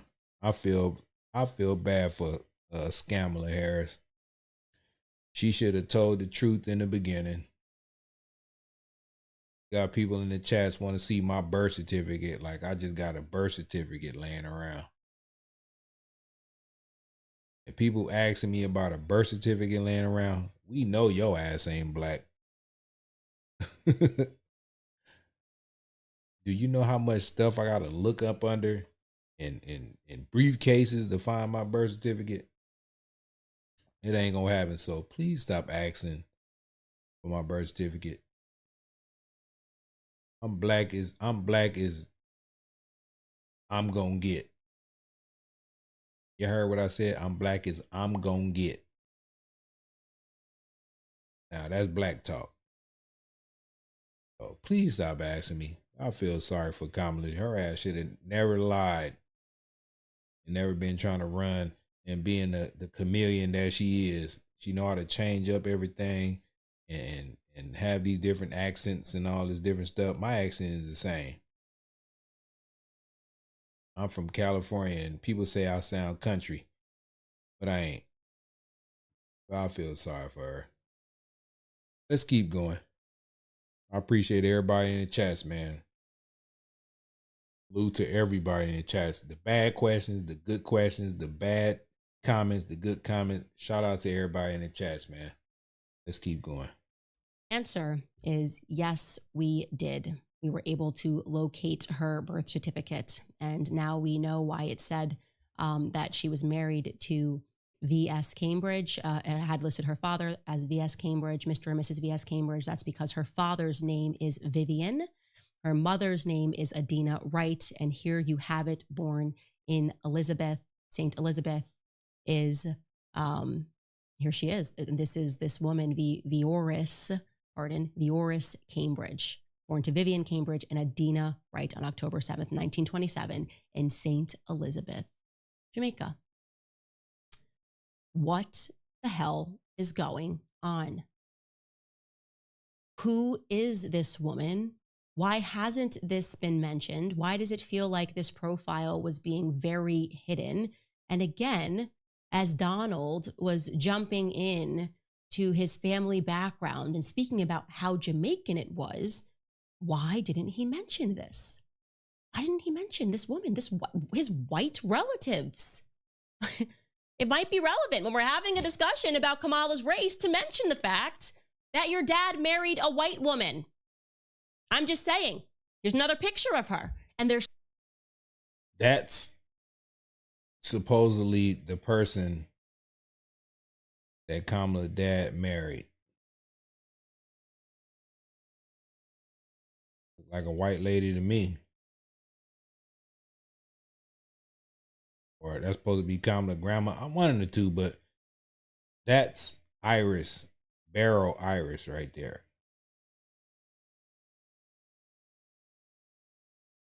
Or the grandmother. Don't that look at the nose, look at the cheekbones. Don't that look like Kamala Harris?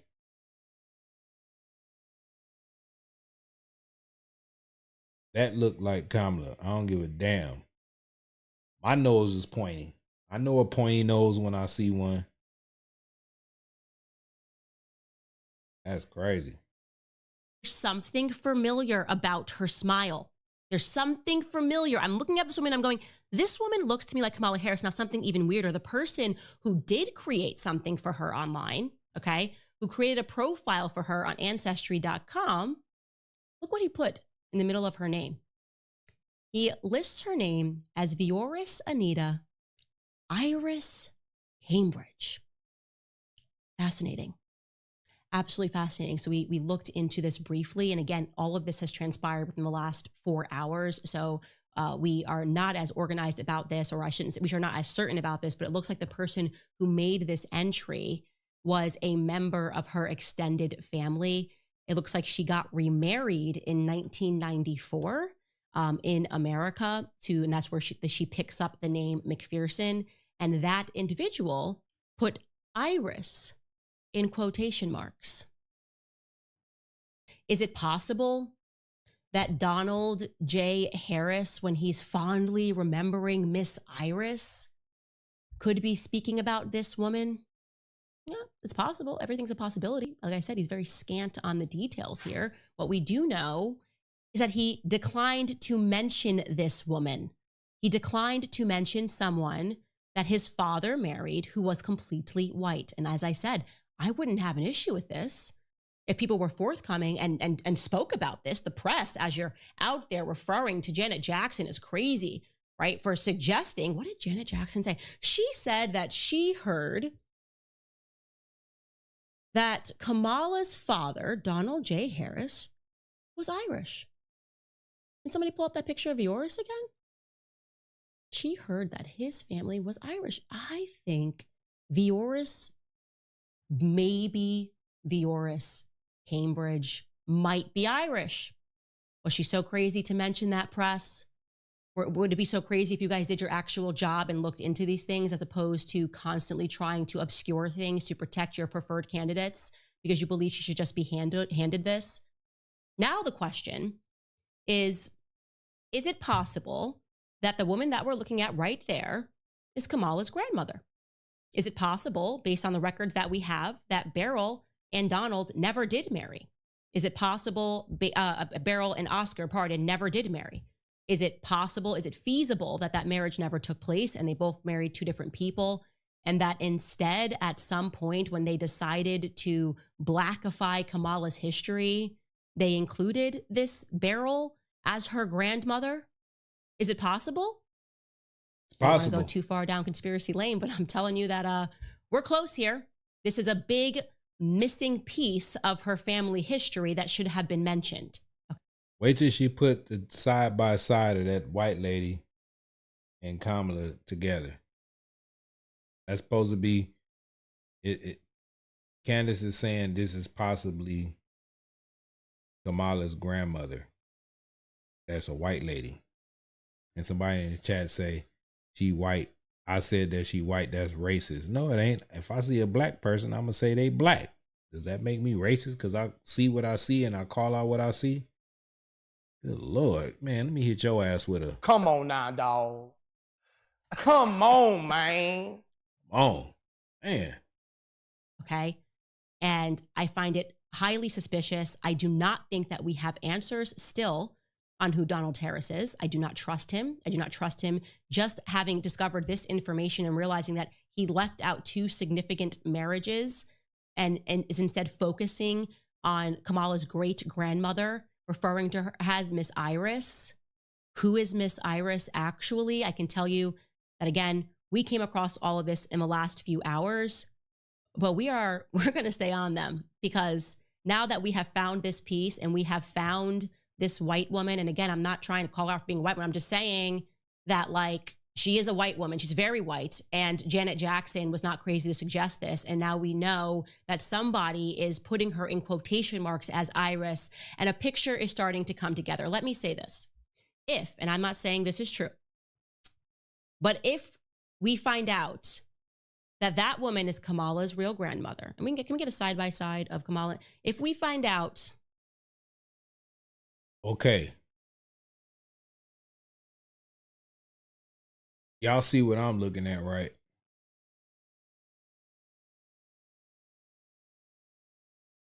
Y'all see them cheekbones? Y'all see that nose? Y'all see them eyes? I know y'all see them eyebrows.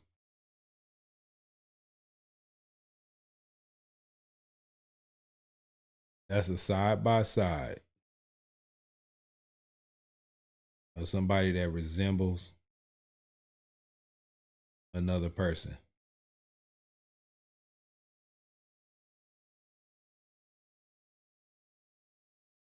The lady on the left is a white lady.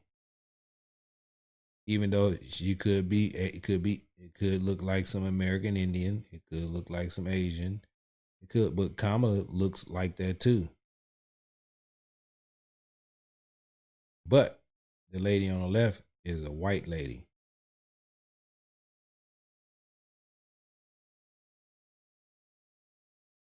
Shout out Candace Owens. I know y'all see the resemblance. You can't lie to me and say you don't see the damn resemblance. Everybody in the chats, man, if y'all believe Kamala looks like the lady on the left, which is allegedly maybe a possibility to be her grandmother, y'all put a 1 in the chat. If y'all feel the opposite, put a 2. If Kamala don't resemble this lady, please do that for me.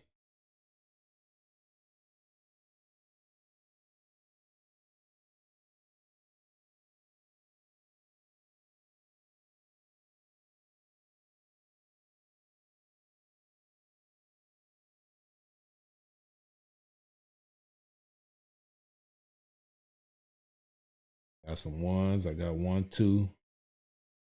Got a couple of 2s.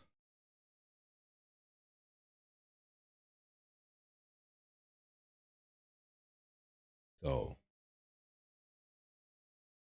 that's crazy. All Kamala have to do, all she had to do was just keep it real. You know what I'm saying? Keep it real. The ones in the chats one, man, she resembles that lady to the left. I don't give a damn. I see the same thing y'all see. That is Kamala's real grandmother, and that she decided to appropriate the domestic help who potentially died younger as her grandmother. We are watching one of the most diabolical political moves that we have ever seen in the history of this country. I just want to say that. I'm not saying it's true, again, but I'm saying that I don't like the picture. I always find that the dog that isn't barking, the fact that they never mentioned these marriages, the fact that they laughed people out of the room when they suggested that Kamala Harris could be white, and the fact that they just refused to mention any aspect of this and are remaining hush-hush on it, doesn't make me feel good. I don't trust these people. There's something about Kamala saying she's in these streets that doesn't make me feel that she's being honest about who she actually is. I'm not going to let go of this. Please don't let go of it, Candace. Please. You know what I'm saying? Because it's something diabolical going on. She said the right things. Diabolical. And got everybody thinking that this lady got some type of black heritage. It is diabolical, man. It is diabolical. I'm going to let this video go on for a little bit longer, then I'm going to get off of it. I'm going to remain tomorrow with it, but I'm going to keep going live tonight. We surfing. We just had to get this whole thing right here is to show y'all the picture of Kamala and this white lady. Her real grandmother, allegedly. This is what I feel. I feel like it's her damn grandma. That picture right there, the picture that she have in her book of a dark-skinned black lady, don't look nothing like Kamala could be related to that lady. She looked related to this lady right here. She really looks related to this lady.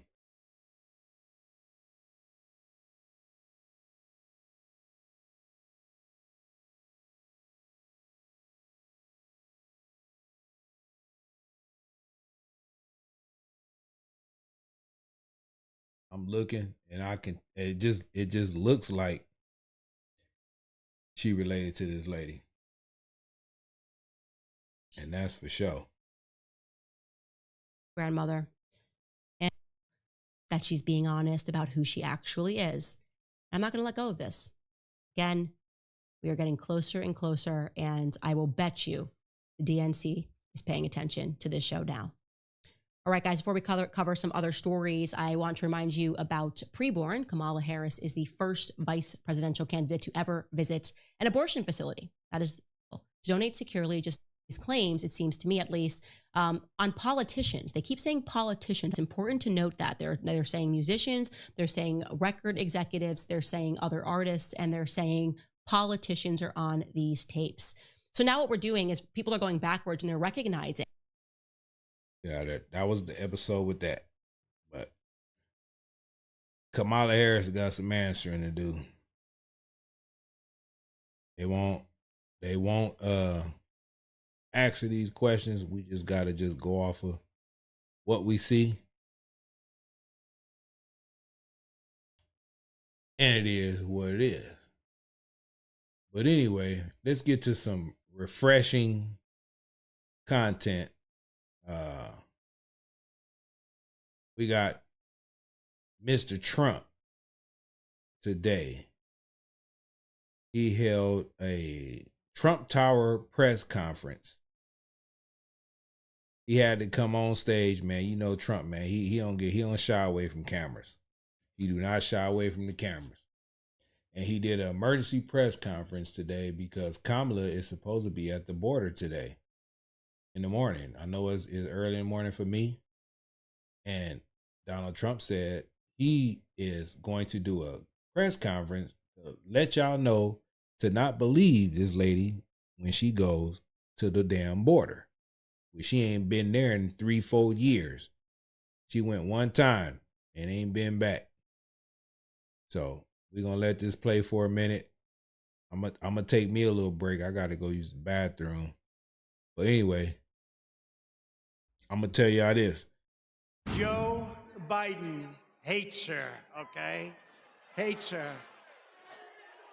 You don't mind if I go off teleprompter for a second, do you? Joe Biden hates her. Let's go.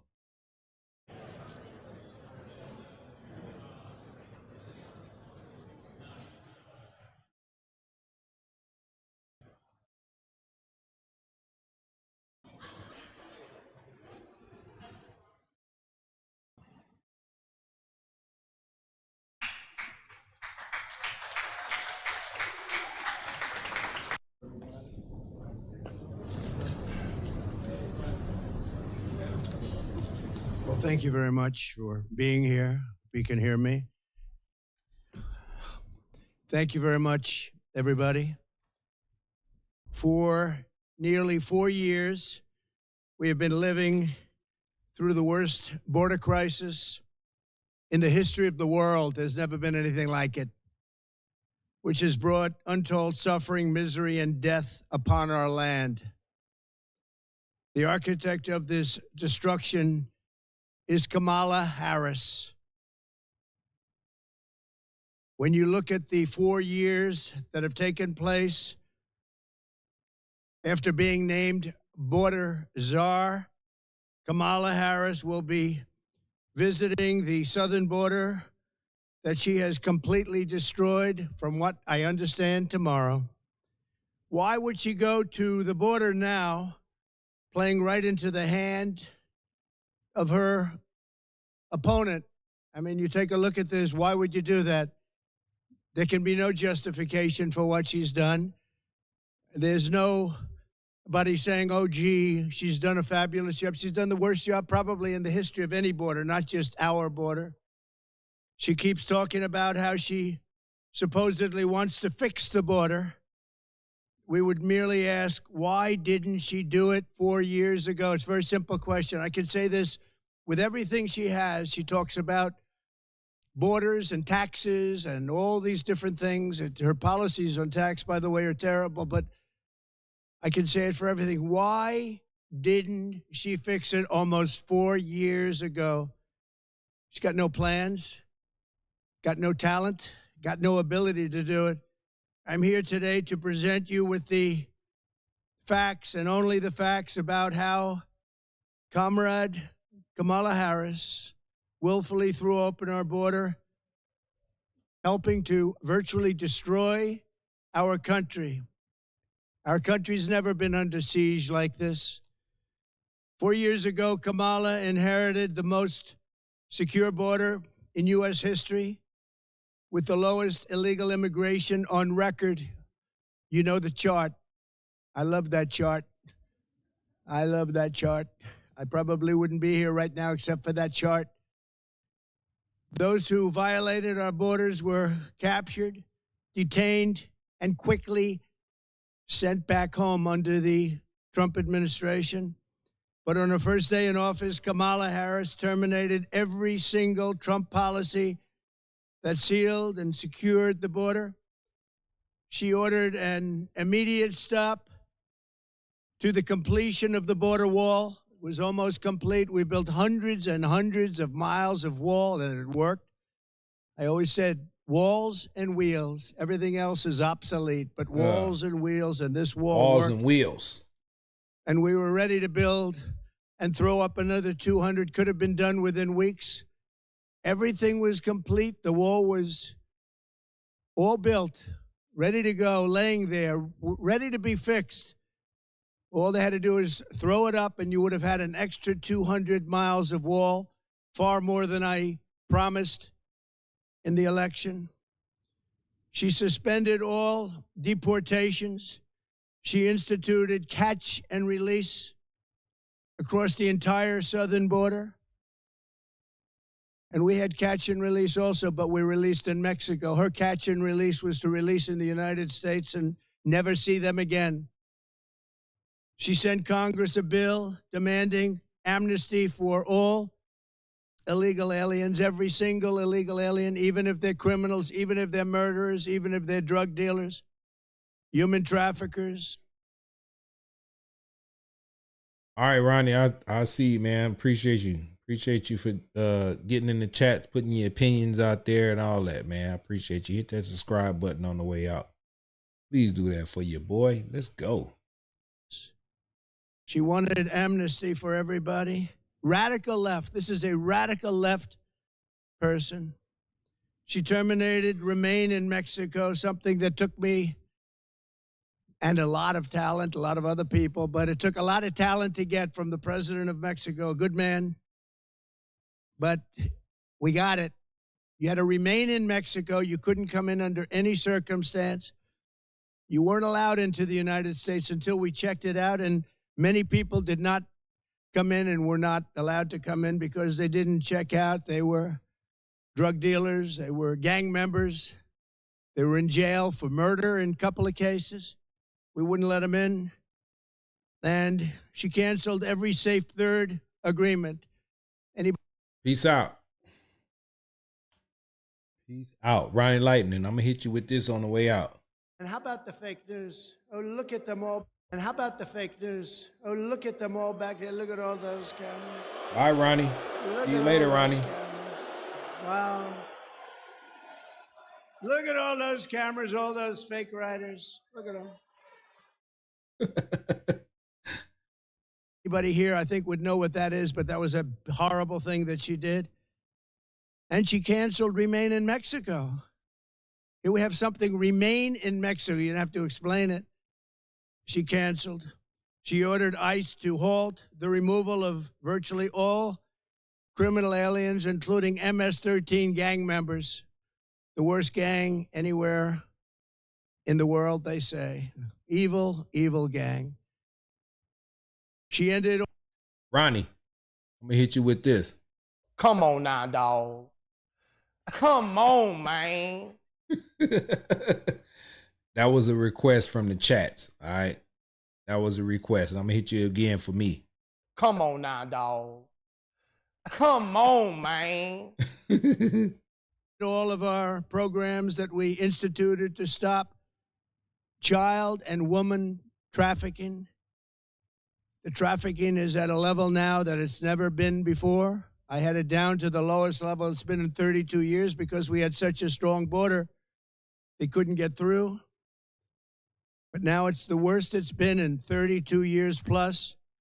And then she lost, and this is probably the worst statistic of them all, 325,000 children. Damn shame. 300 and something thousand kids lost in the sauce, man. Pray for them kids, man. God bless the kids. Look at that. 3.5 years. She lost 325,000 children. And they're either dead, being sold into sex slavery, or just plain missing. Think of the number, 325,000. If that were a Republican instead of her, and she was the border czar, she says, well, I wasn't the border czar, she was. And tomorrow she'll make a case that, oh, she did a fairly good job. You can't say much. You can't justify it. She should save her airfare. She should go back to the White House and tell the president to close the border. He can do it with the signing of just a signature and a piece of paper to the Border Patrol. Instead, she's going there to try and convince people that she wasn't as bad as everybody knows she was. She was the worst in history. Grossly incompetent, weak, and ineffective. And all you have to do is ask Brandon Judd, Border Patrol. You could ask any of them. Tom Homan. We had the best people that we've ever had, and they said Trump was the best president on the border ever. And you forgot one thing, Trump. You forgot to say something after you said she was the worst and all of that. You know what you forgot to tell her? Kamala, you're fired. Get out of there. You're fired. Not going to take it anymore, Kamala. She ripped up every single reform that we put in place to stop asylum fraud. She ended a travel ban that was unbelievably successful. We had the strongest travel ban anywhere in the world, and it was upheld by the United States Supreme Court. She canceled Title 42. That was a medical title. She canceled it, very hard to get. And altogether, she took 93 executive orders that I put on, all which made the border the best border we've ever had in recorded history. And she terminated them along with What the hell? Joe Biden. The worst administration in the history of our country. What? And on the border, it's not even close. What? Because of these acts, in less than 4 years, 21 million illegal aliens at least. That's the real number. You don't hear that. You hear 15, 16. Sometimes you hear 17. The number is at least 21 million. What the hell? And on top of that, you have gotaways. That's gotaways. That's people that came over or got away. What? And they've stormed across our border like nobody in history on any border anywhere in the world. There's never been any border in history where you had millions of people storming us like that. No third world country would allow it. But she allowed it because she's incompetent. She allowed it because she never went there. What? She says she went once, but it was not the right location. It was a location that was very mild and no danger. She never went there. She's going there tomorrow after almost 4 years. She's going there tomorrow to try and show you what a great job she did. But even now, the numbers are terrible. And remember, they're flying people over, and they haven't stopped that. They're flying hundreds of thousands of people over the border right now. They never stopped that. They didn't think they'd be caught, but they were 2 weeks ago. From prisons and jails, mental institutions, and insane asylum. All these insane asylums where you have the sickest people, mentally ill people, and terrorists at record levels. We've never had terrorists come into our country like this. What? When? Yeah. Your ass, see. They come, and they keep coming and coming. And nobody has ever seen anything like it. People that go to the border, they look professionals, and they said there's never been anything like this in the history of the world, and they are destroying the fabric of our country. She did nothing to stop any of it. In fact, she encouraged them to keep coming, and you know that. Come on now, dog. For years she did. Only recently did she say, oh, well, we're going to try and put a stop to it.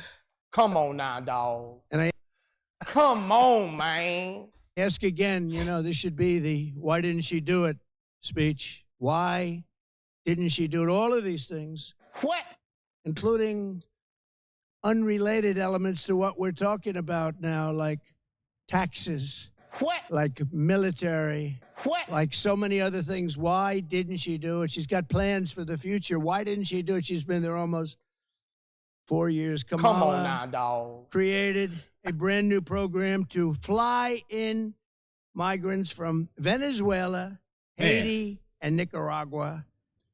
Harris, man, this administration got so much terrible news. Like it just, and everybody know it in the chats. I don't care if you're voting for Kamala. Y'all know all of this stuff. Y'all on my live, the Democrats on my live, y'all gonna hear the struggles that Kamala Harris and Joe Biden and the Democrats have. I'm gonna highlight it. So if y'all hear a What the hell? or if y'all hear a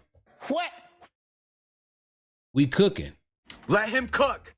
You know what I'm saying? We are cooking. Let him cook. We gonna expose everything.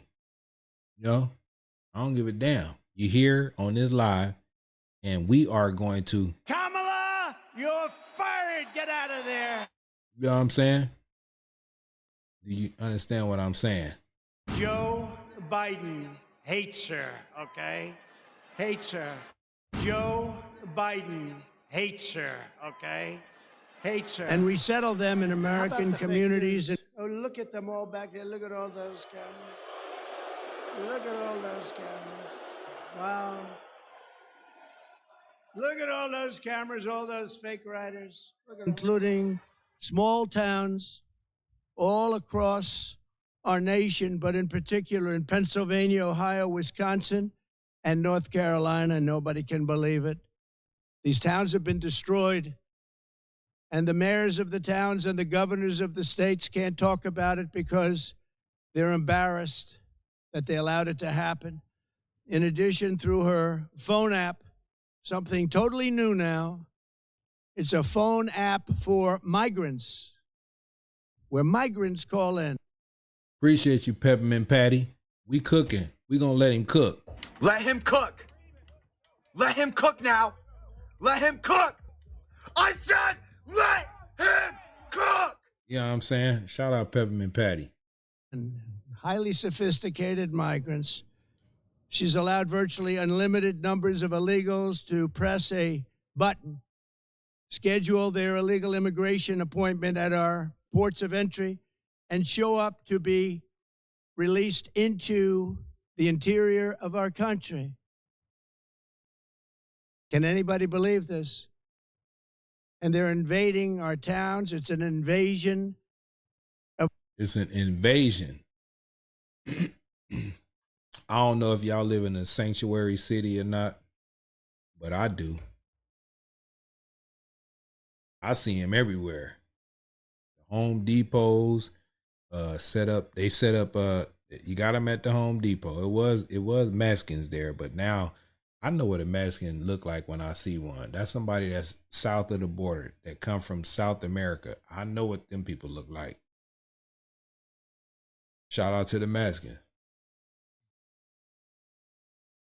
If anybody that need to be here is the Mexicans, because their country is attached to ours, attached to North America. Seeking asylum, you supposed to go to the safest country nearest you, not just come 3,000-4,000 miles away to get over here because they saying they giving away food stamps. You know what I'm saying? I see, you know, I'm cool with the Mexicans. The Mexicans, they can come here. Their country is right down at the bottom right there. They can come over and seek asylum. But everybody else, What the hell? the hell y'all doing? The hell y'all doing, man? Anyway, let's keep going. Of our country, like no country has ever had to suffer before. And this was purposeful. They did this on purpose. This was not a mistake on their part. They did this on purpose because their policies are so wrong and so evil and so unfair. And there's only 3 reasons they'd want to do that. I see a chat. Kid Hogan. Subscribe to the channel, Kid Hogan. Do that for your boy. I'm gonna read your comment on the chats.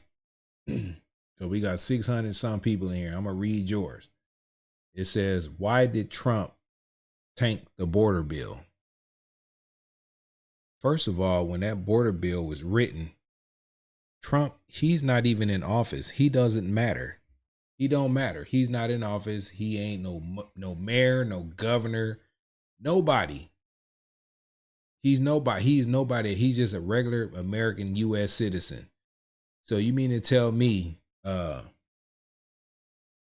Mr. Hogan, that you can go up to Congress or Senate and say, look, put that bill in. You think they're going to listen to you? They not, because you're not an elected official. Trump at that moment is not an elected official, so it doesn't matter what he say. They going to keep on trying to put stuff on Trump, even when Trump is not even in office. He's not even a factor. For them to keep blaming Trump for the border bill not being passed is beyond me. It makes me want to say, What the hell? the man ain't even in office. You mean to tell me he got that much influence? He got that much influence to kill a border bill that he ain't even president. He's nothing. Y'all need to open your eyes and stop thinking about the dumbest shit that y'all can think, or hearing about the dumbest shit you can hear, and thinking that this man got that much power to kill a border bill. He might say something on X, formerly Twitter. He might say something on True Social, but don't mean that the people that's negotiating for that bill got to listen to him. The man ain't got nothing to do with that. You might not like it, so what?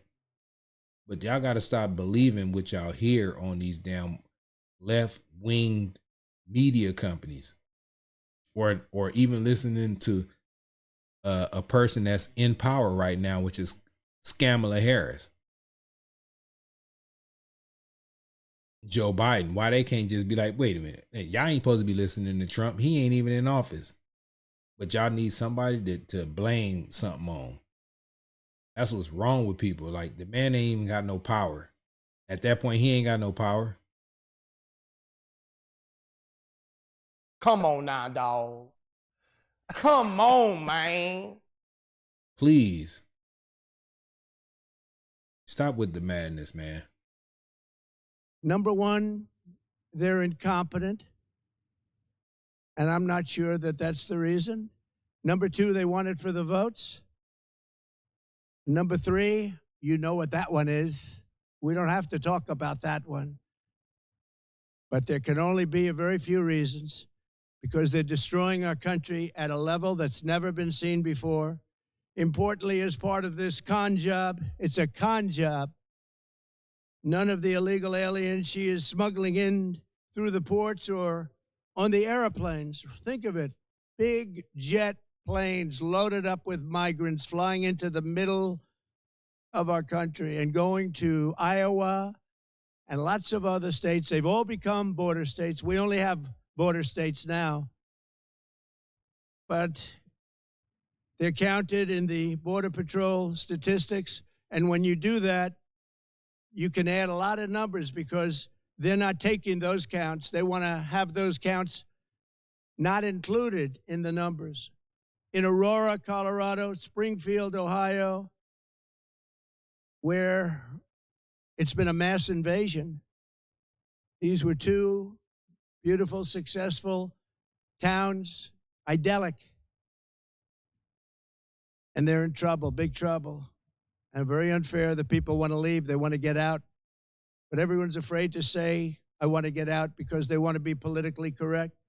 And other towns just like them, hundreds of them all over America. Americans have watched their communities destroyed by this sudden, suffocating inundation of illegal aliens. It's an inundation. It's an invasion. This influx has overwhelmed our schools. They're taking the seats of students that can no longer go there, and they don't even speak English. They're trying to fire a lot of people and hire interpreters. Can you believe that? They want to get rid of some people. They want to hire. Springfield is looking, the mayor said it the other day, looking for interpreters, because nobody in all of the 32,000 people that took into the town, think of this. Let me read the chat. Jenny say, also nobody is talking about, wait a minute. Also, nobody is talking about what was in that bill. Trump is not a senator, so he did not have direct say in the bill. That bill was still going to allow in, I believe, 4,000 migrants. It was 5,000. You know, they was clowns talking about when it's $4.99, what they gonna call the people at the wall and be like, man, they can't let nobody in. Like, it was still not closing the border. So what good is that border bill? And plus, even if they would have signed that border bill, They still flying migrants over. They still got airplane first class flights into America. So what are they talking about? The bill that it wasn't gonna stop anything, and that's like 2 million a year. You do the math, like, come on, man, that's not closing the damn border. Come on, get it right, y'all. Let's go. You have a town of 50,000 people, and almost instantly you have 32,000 people, in this case from Haiti. Most of them don't speak English, so they're looking for interpreters. You have to get them out. We have to save our country. You have to save these towns.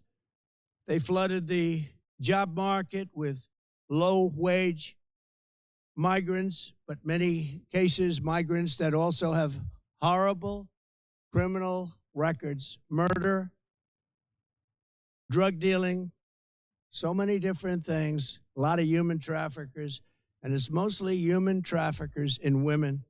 Last month, American-born workers lost 1.3 million jobs. This is last month. You know, when they lowered the interest rates, they weren't doing it necessarily just for political. Our economy is terrible, especially when you add inflation into it. Inflation has destroyed our middle class. It's destroyed our senior citizens. And all of these people coming in are horrible for the black population and the Hispanic population. They're taking the jobs of the black population at levels that they've never seen before. Hispanic also, they're suffering, and the families are suffering. Chats, the one and only 83 says, who came to America and made it what it is? Oh yeah, immigrants. Okay, we understand that this country is full of immigrants, but this country is full of legal immigrants, not illegal. Once they become legal, it's all good. But if they're illegal, it's all bad. Once you get vetted and investigated and you cool to be an American citizen, we'll accept you with open arms.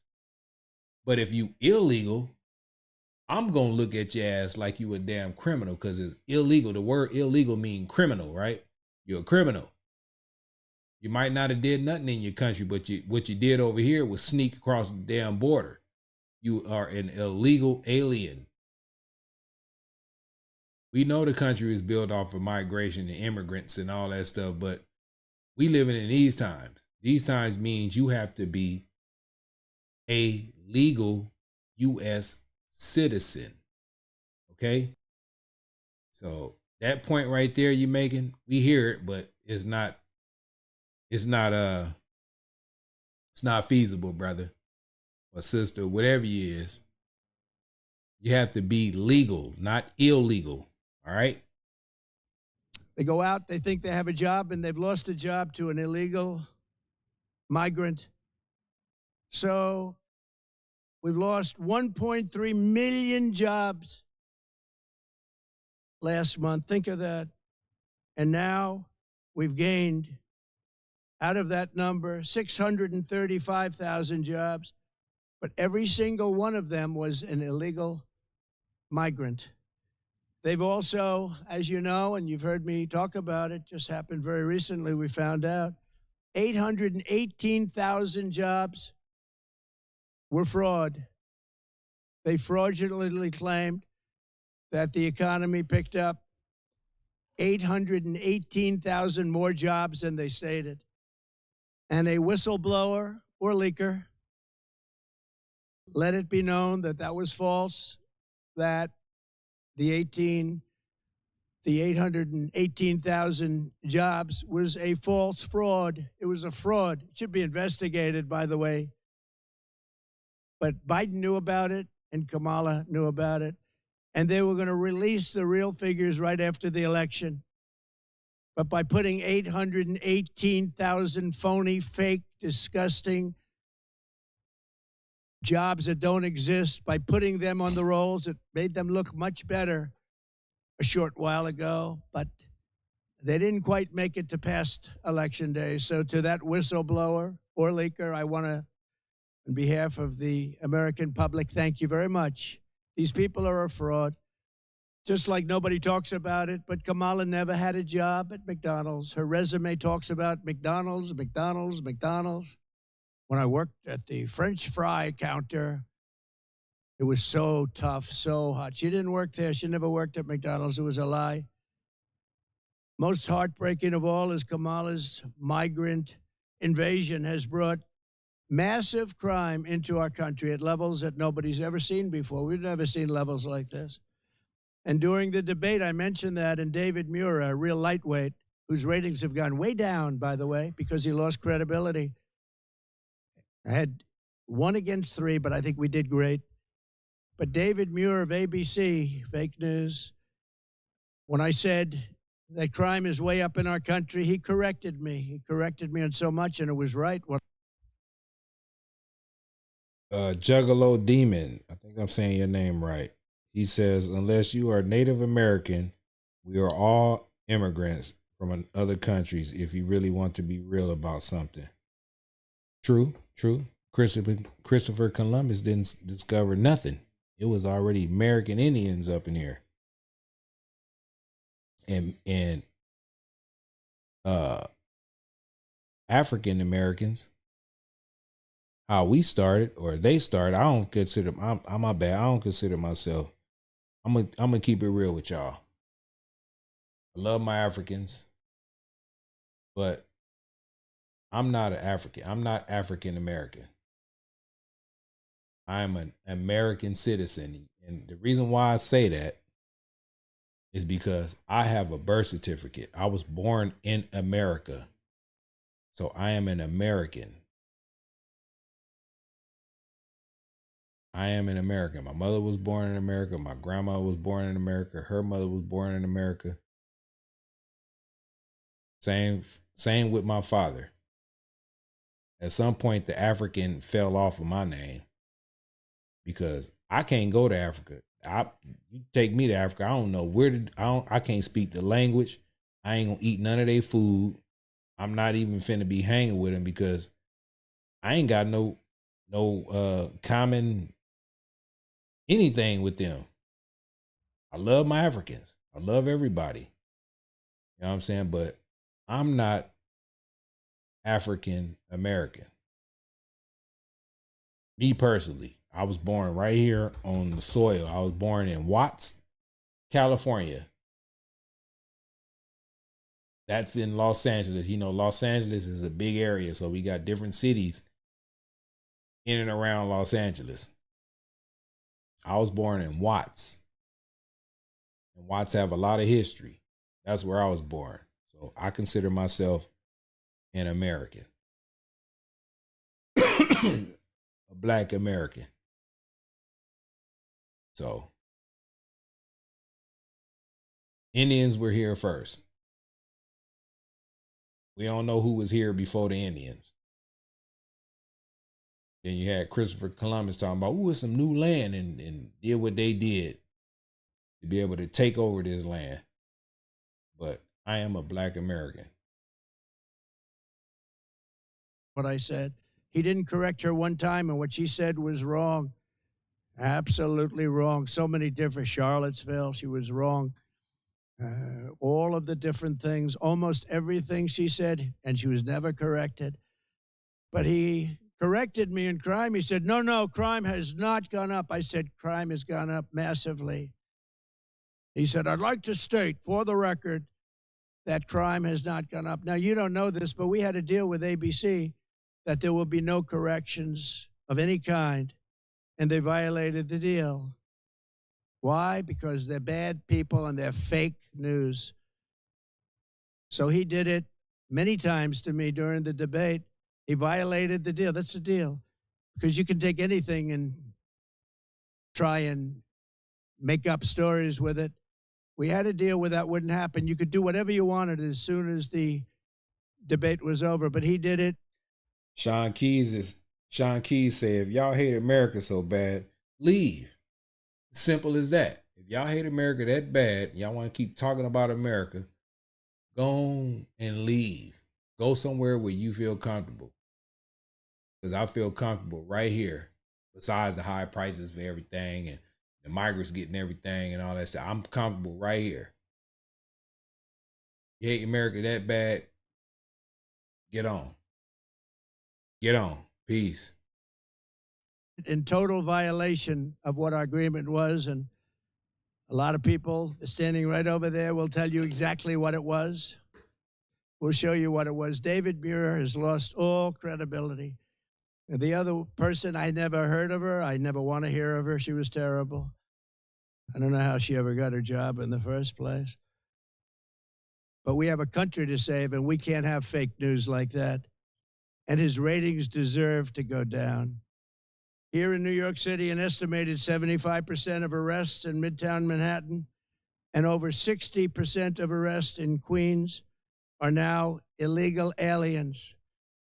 They've given you the fake stories that the illegals coming into the country are much better than our people.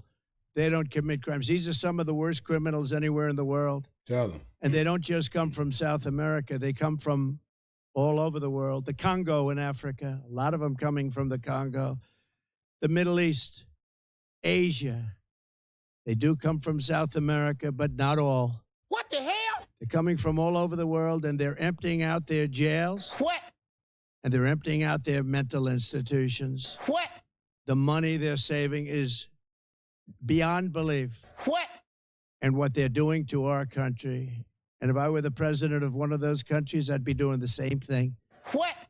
I'd say, let's empty out our jails into the United States. What? We're dumping ground for the rest of the world, and it's going to stop starting on January 20th. But the most important day in the history of our country is going to be November 5th, Election Day. What? 3 months ago in Queens, an illegal alien released into our country by Border Czar Harris approached two 13-year-old children. What? With a machete. What? In broad daylight, forced them into the woods, tied them together by the wrists. What? And raped the young girl, hurt the girls very, very badly. What? They caught him. What? Because he put it on tape. He put it on film. What? They caught him. What? He thought it would be nice to have it on tape. What? To show his friends. In June, 2 NYPD officers were shot at point-blank range. What? By an illegal migrant from Venezuela. What? By the way, the crime rate in Venezuela is down to the lowest level it's ever been that they know of. What the hell? Because they've taken their street gangs. They've taken their criminals off the streets. They've taken their drug dealers. What? And they've emptied their jails almost. They'll be emptied very soon, within the next 2 months. What? I guess they can't get enough buses. What? But they're bringing people at record levels to our country. These are criminals, and their crime rate is the lowest it's been ever that anybody can remember. It's become, Caracas has become a safe and wonderful city. What the hell? Unlike our cities that are getting worse and worse with this horrible invasion that Kamala, in particular, because I'm no fan of Biden. He's been a terrible president, doesn't know what he's doing, and he proved that during the debate. But you know what? He assigned her the job, and whether you call her a border czar or just say that she was put in charge of the border, doesn't make any difference. Same thing. Same thing. She's done a horrible job. Did a horrible job. She'll be out there tomorrow standing probably in front of the wall that I built, trying to say what a wonderful job she did, and the fake news will believe her because that's what they want to do. What? But she didn't, and I hope everybody out there understands that. What? The Border Patrol custody was incredible, and I have to say that Border Patrol has done an amazing job under the circumstances. And you heard Tom Homan many times say there was never anywhere near anybody as good as President Trump when it came to all of the things that we're talking about, the border, crime on the border. And he said there wasn't anybody even close as president. In Albany last May, an illegal alien. Let me read this chat. Let me see. I got a poll right now. Anybody in the chats, man, if y'all think Donald Trump is going hard because If he lose, he gonna go to jail. Put a number 1 in the chats. If you believe Trump is gonna win and he gonna get some get back when he get into the office, y'all put an American flag in the chats. Do that. Let me see. Let me switch it up a little bit. If y'all think he going to jail, put a number 1. If you think he not going to jail and he gonna get some get back, put an American flag in the chats. Emmanuel say he going to jail. Kid Hogan say for sure. Jacob Jarrell say, yeah, Emmanuel won.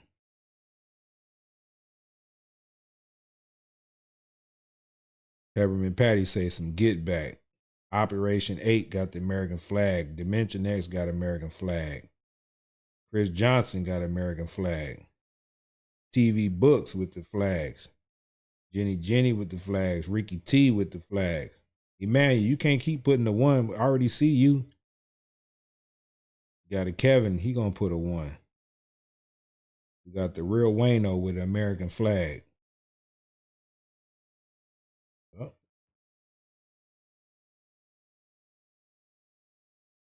We got Nick Verdon say he ain't going to jail. Ryan the East say he ain't going. NA with American flag. Man, we got the American flags is taking over the number 1s. Emmanuel tried to keep putting the 1 in there, and it ain't gonna work because I can read. Come on now, dog. Come on, man. Uh-oh, we got Juggalo Demon with some flags. We got Black Burns with flags. We got Paul Minger with flag. Man, come on, man. He ain't going to damn. He getting some get back. He finna spin the block on their ass when he become president. We got Angie H with American flag. You know what I'm saying? He gonna spin the block. We got William with the American flag. Jamma Barnhill say, I don't think he'll retaliate. All the other Republican parties will get the get backs. Man. He got people that's gonna slide with him. It's gonna be ganging them. Ganging them gonna get some get back. We got Chris Flores with the American flags. Chris Johnson.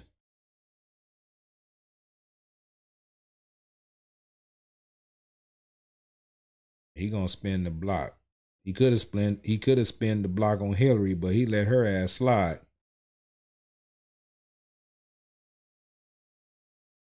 TV Books say flags win. Matthew with the American flag, man. Come on, man. That man ain't going to jail. You got those fake polls and you got this going around. Everybody in here that's anti-Trump and all that stuff, they too busy listening to the. And how about the fake news? Oh, look at them all back there. Look at all those cameras. And how about the fake news? Oh, look at them all the back fake there. news. Look at all those cameras. Look at all those cameras. Wow. Look at all those cameras, all those fake writers. Look at them. Boy, I tell you, that's crazy. Leon, who was caught and released by Kamala Harris, stalked and raped a 15-year-old girl driving up behind her, abducting her by force with a metal pipe and raping her again and again, over and over, and hurting her very badly. In Indiana this June, a woman was kidnapped by 2 illegal aliens, brought to a house, held down and raped, and then forced into the back of a car while illegals drove around talking about how to kill her. Let's find out how to kill her. She threw herself out of the moving vehicle, was badly hurt, but escaped. And she said, they didn't mean to rape me. They meant to kill me. Wow. That was her statement. Earlier this year, an illegal migrant from Haiti granted entry by Kamala and her horrible policies. And in particular, her phone app, which no. Kid Hogan say, I haven't heard any plans. Where you been? I don't, do you have YouTube? I mean, do you have any type of social medias, Kid Hogan? every time he come on, he gonna spit his plan on this press conference when he ain't got to do it. This press conference wasn't even about his plans, what he gonna do with America, but he threw it in there anyway. Tell me what Kamala plans is besides aspirations and dreams. That's all she say, aspirations and dreams. Her mother bought a house. They had nice grass. It's the same word salads. Yo ass, Kid Hogan, all you do is listen to the fake news. Fake news. How about the fake news? Oh, look at them all back there. Look at Kid Hogan. Look at Hogan. Look at Kid Hogan. Wow. Look at all those cameras, all those fake writers. Look at them. Look at him. Look at Kid Hogan. Come on, man. Nobody can even believe exists. And the people that deal with the phone app are the cartel heads, if you can believe this. They're actually put there, I believe, for the heads of the cartels. And they call it and they tell you exactly where to illegally bring the people that they've, in many cases, abducted. The phone app, I hope the press looks into that. Brutally stabbed this woman to death. 2 people in suburban Middletown, New York, are looking at this with a life that will always be shattered. It'll be shattered and can never be the same. The brutality. Oh, okay. I see this. Jacob Jarrell, he said poll. This is a poll that I should have put up there. I'm gonna do that one time. That's a good poll, Jacob Jarrell. Shout out Jacob Jarrell, man. Subscribe to the channel, man. I'm reading your damn comment, man. I'm reading your comment. All right. Jacob Jarrell say poll. If Trump says, take my place, if you love me, will you do it? That's a yes or a no answer on that poll. The poll is, if Trump says, take my place, if you love me, will you do it? I'll take his place. I don't know about y'all. With y'all, yes or no? Would y'all take Trump's place? Reality was unbelievable. And despite all of this, Kamala Harris intends to stand before the American people tomorrow and lie. She's going to lie just like she did about her job at McDonald's, just like she did about the 818,000 jobs that they created that were fake jobs. They didn't exist. It's a fraud. And there's nothing nice about what I'm saying. Our country's in trouble. And we need people that know how to take care of our country and take care of our border. Without borders and without fair elections, we have no country. Peppermint Patty says, yes. TV Books say that's a lot of pressure, man. Yes or no, TV Books? Owens Williams say yes in a minute. Matthew Gardner say, hell yeah, he would. Nick Verdon say, yes, I would. Yeah. Jenny say, sure, I would. Media Bummer say, Mrs. Zach for president. Man, if I was president. Whew, good Lord, I'll be living in. Man, look. Let me keep on reading the chat before I get in trouble. We got Juggalo Demon say, yes, he would. Andrew Carter say, yeah. Unknown say, yes, if he was 50 years younger. Chris Johnson say, yep. Man, we got some brave patriots in the house, man. Y'all patriots for that, man. We got to be brave. We can't be scared. Can't be scared, man. If you love your country, man, look. You love your country, you're going to do what you got to do.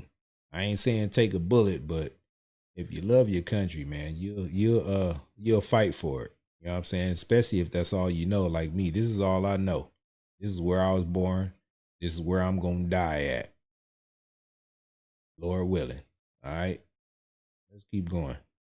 That was a good poll, though. I like that. Anybody else got a poll they want to put in the chats, man? We'll see if we got some yays or nays or some ones or twos.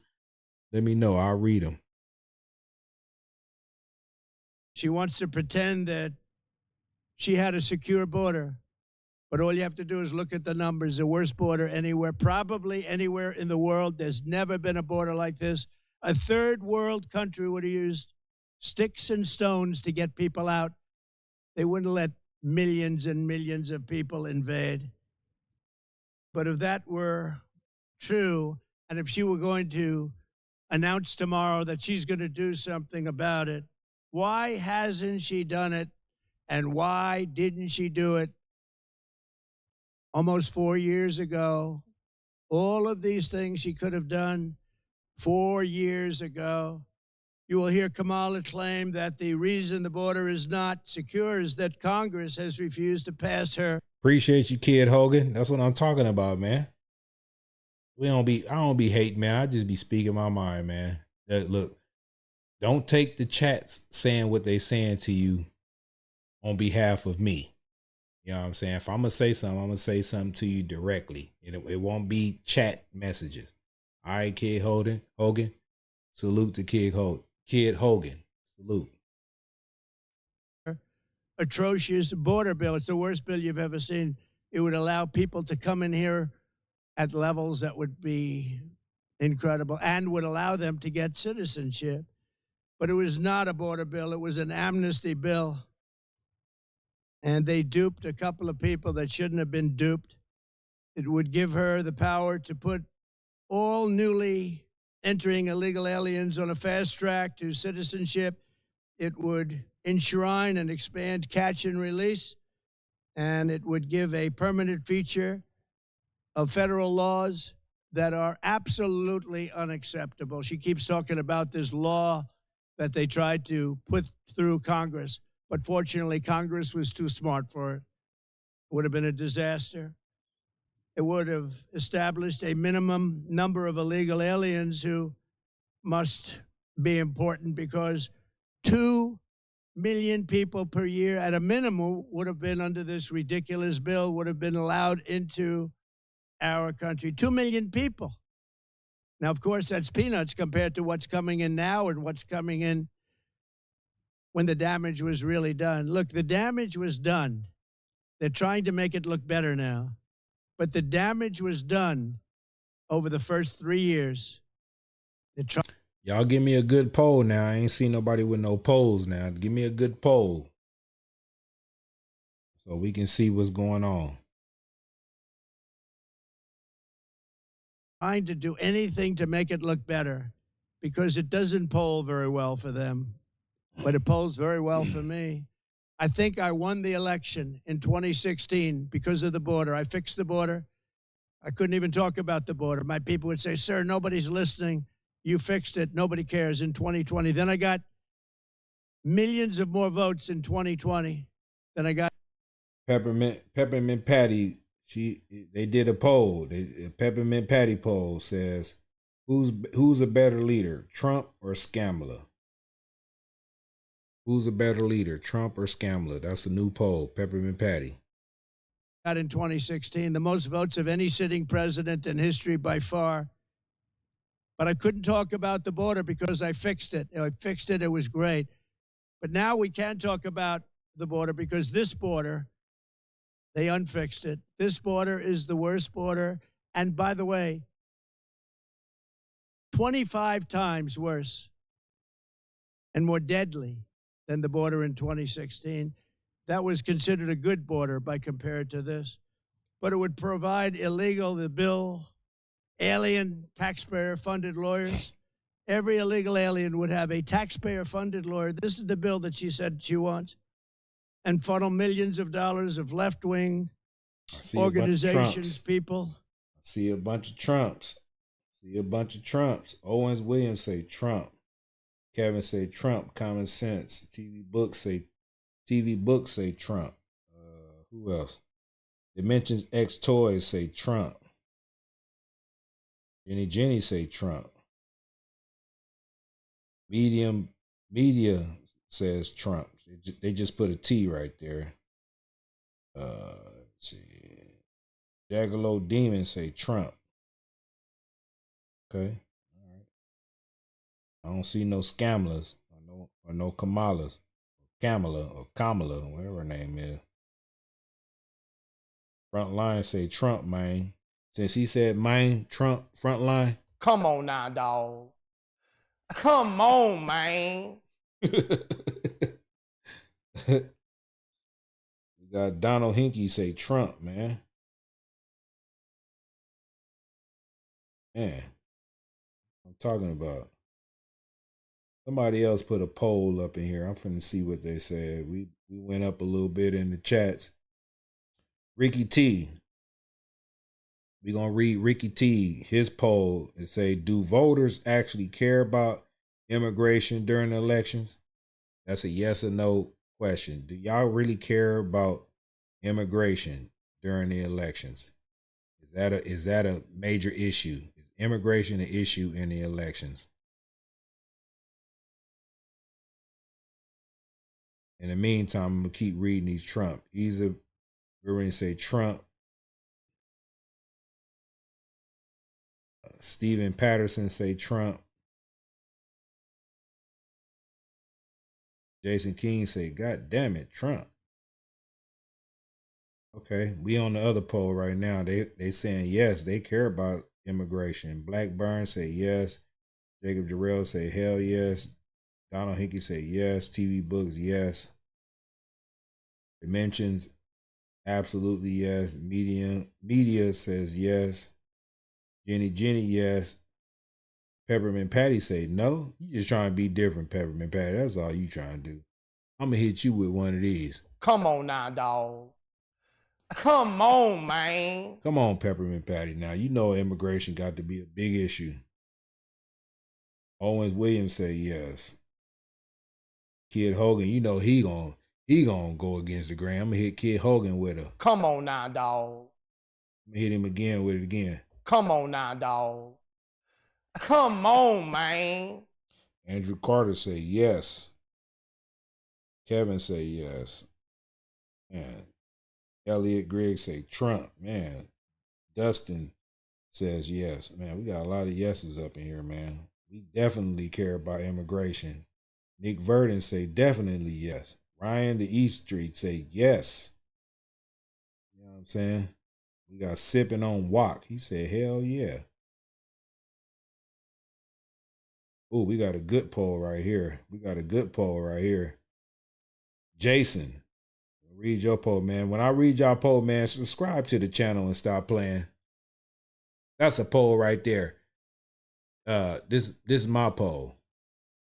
If y'all think I'm doing good, man, say yes or no. If y'all think I'm doing good with this live, man, because this is what I be trying to do, man. I be going live, doing these live reactions. If y'all think it's good content and y'all will subscribe and come back for more, put a yes in the chat. If you put a no, man, that's cool. I could take criticism.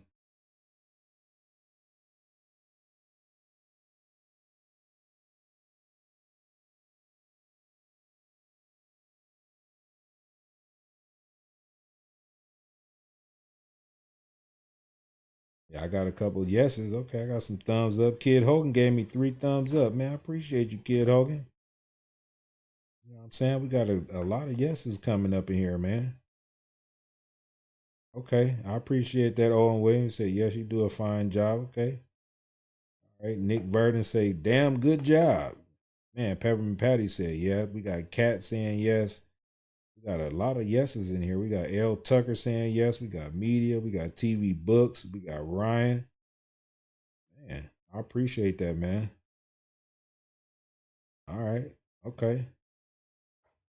Okay. We got well, I said Stephen Patterson already. We got Andrew Carter. I said that name already. Man. Okay. All right. Let me go back to this poll I seen. I seen a poll that was very interesting. Very interesting. This might cause a little controversy. I don't know. Let me see. Let me see if I can find it.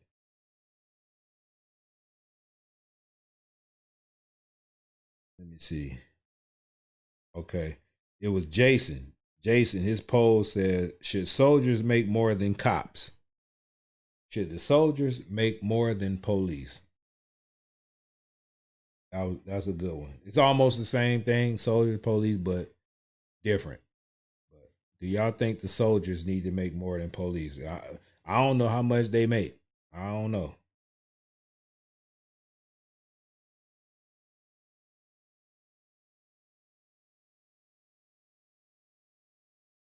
Okay. Sipping on Walk say yes, sir. Yeah, boy.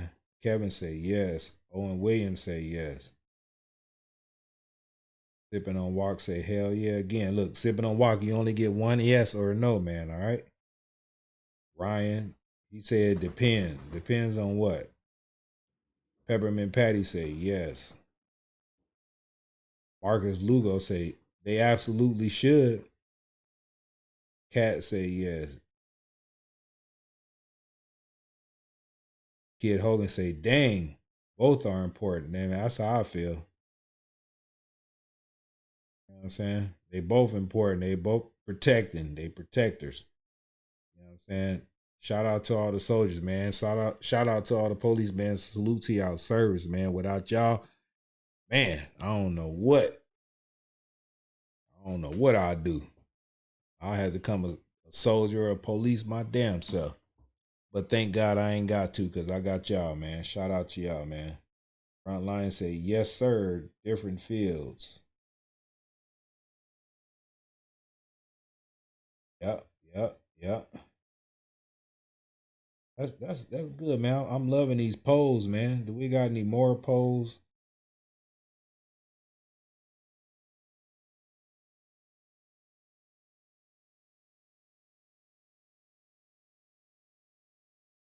Ryan says soldiers should make more if they're deployed. Quite, man, yeah, they need to make it. They deployed, they got to get all the money. But at the same time, the police are deployed every day when they get up in the morning and clock in. So they deploying all the time. So that's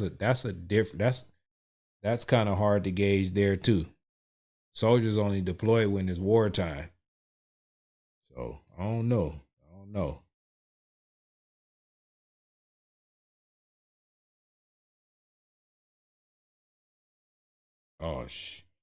Oh man, you trying to start something? Sipping on Wok poll.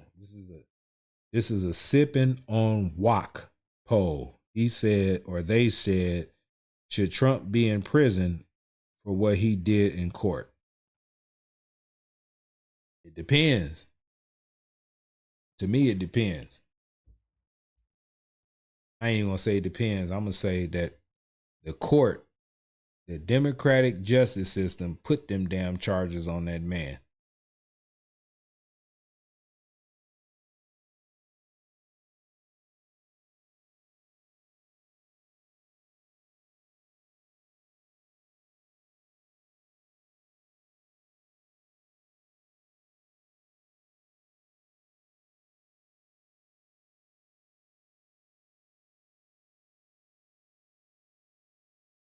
Angie H say no. Edward Hill, no. Nick Verdon, no. You gave 3 polls. Okay, write a poll unknown so I can get it, because you know I'm going up chats. Jenny say no. Nick Verdon say them was bogus charges. That's what I believe. Like, come on. You gonna pull up something, statute of limitation ran out, all these different charges, all these things, man. When that man say I'm about to run for president, here they come with all the everything but the kitchen sink on this man. And they shot at him a couple times. It's not funny, man, but that's what happened. We all seeing it for our own eyes.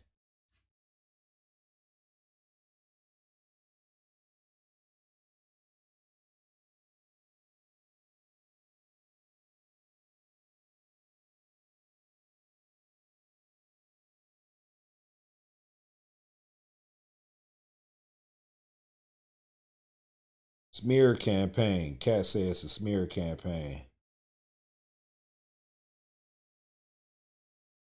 Okay, I got a poll. I'm waiting on Unknown to give me a poll. Unknown in the chats, give me a poll. But this is another poll. This is another poll. All right, for me. Do y'all think Project 2025? Do y'all think Trump has something to do with Project 2025? Yes or no? Since they keep on talking about this Project 2025 bullshit. I don't think Trump had nothing to do with it. He said it for himself. I don't think he had nothing to do with it.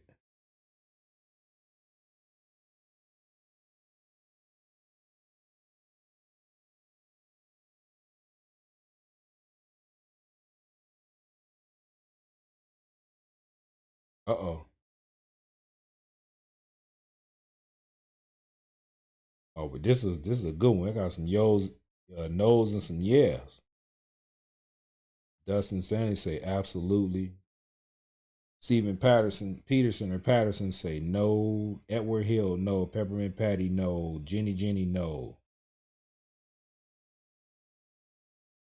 Owens Williams, no. Christopher Strupp say AI. Jay Demon say hell no. Music Notes say Nas. What you mean Nas? Dustin Stanley say yes. Front line with a note. Man.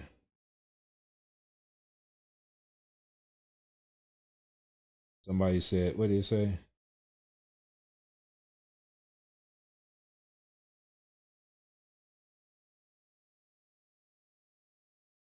Somebody said Trump would have stood on it. He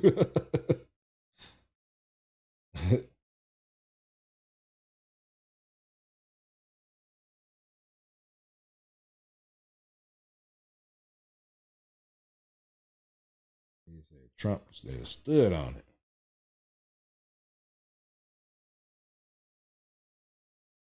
Although chats is tripping right now. Hold on, y'all.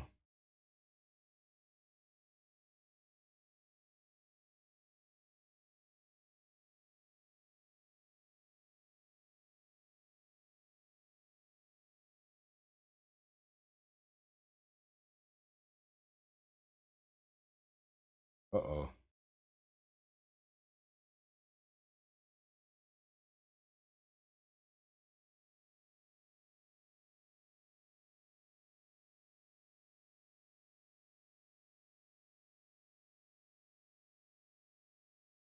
There it is. My bad, y'all.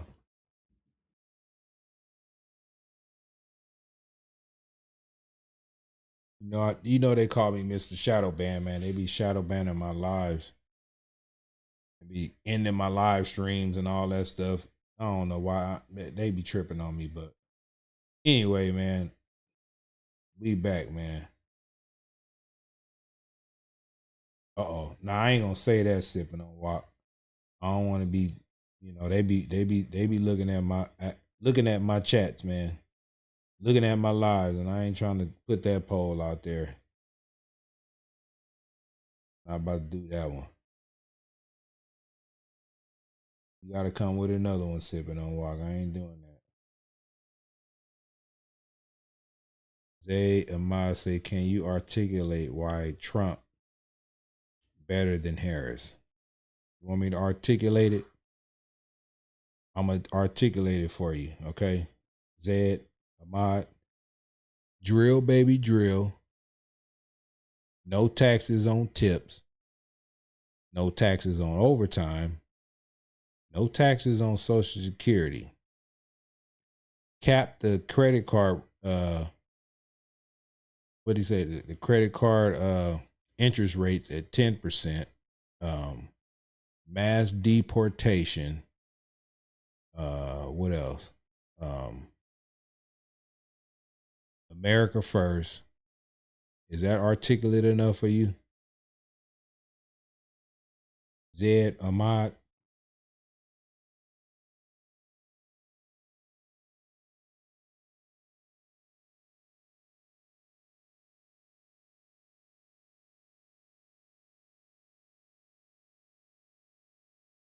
Unknown put a poll up.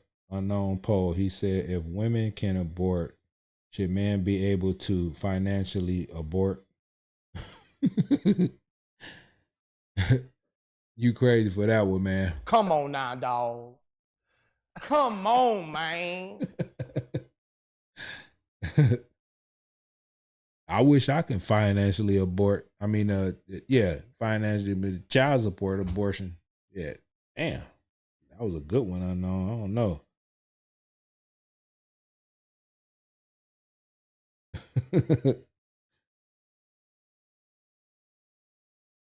If women can abort, should men be able to financially abort? What y'all think about that poll right there? That was a deep one right there, man. Men should be able to abort financially.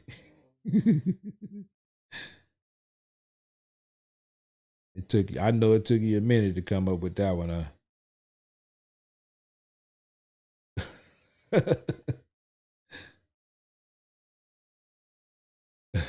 Edward Hill say, why not? Shit. Sipping on Walk say, yes, I think shit. Stephen Patterson say, yep. Gabrielle Watson say, I think if you put yourself into debt, that's your own fault. All right, Juggalo, I appreciate you. Subscribe to the channel, man, when you get up out of it. I don't know if you said you did or not, but if you didn't, please do. And if you do, I appreciate you. Come tap back in with me.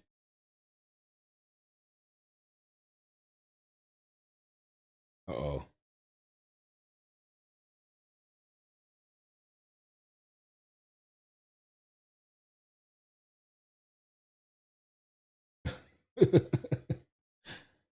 Man, I forgot all about my damn video. Look at y'all, man, with these polls. Let me get back to Trump for a minute. He almost done with it. He got about 5 more minutes. Let's go. To come into our country, it would enable human trafficking. And by the way, she also wanted to have transgender operations for illegal migrants. That's crazy. Transgender operations for illegal migrants. Something wrong with the Democrats, man. Something wrong with them. Somebody said something real quick in the chat. Enrique Cortez say, and this guy never read any of my messages. Put one up there, Enrique, right now. I'm gonna read it. Don't be throwing out none of this here. Listen, Enrique, don't throw out none of this. And how about the fake news? Oh, look. And how about the fake news? Oh, look at them all back there. Look at all those cameras. Look at all those cameras. Wow. Come on, Enrique. Look at all those cameras, all those fake writers. Don't be doing no fake news, Enrique.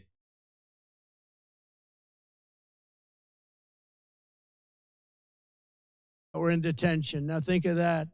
She also wanted, as you know, to defund the police. She wants to defund the police.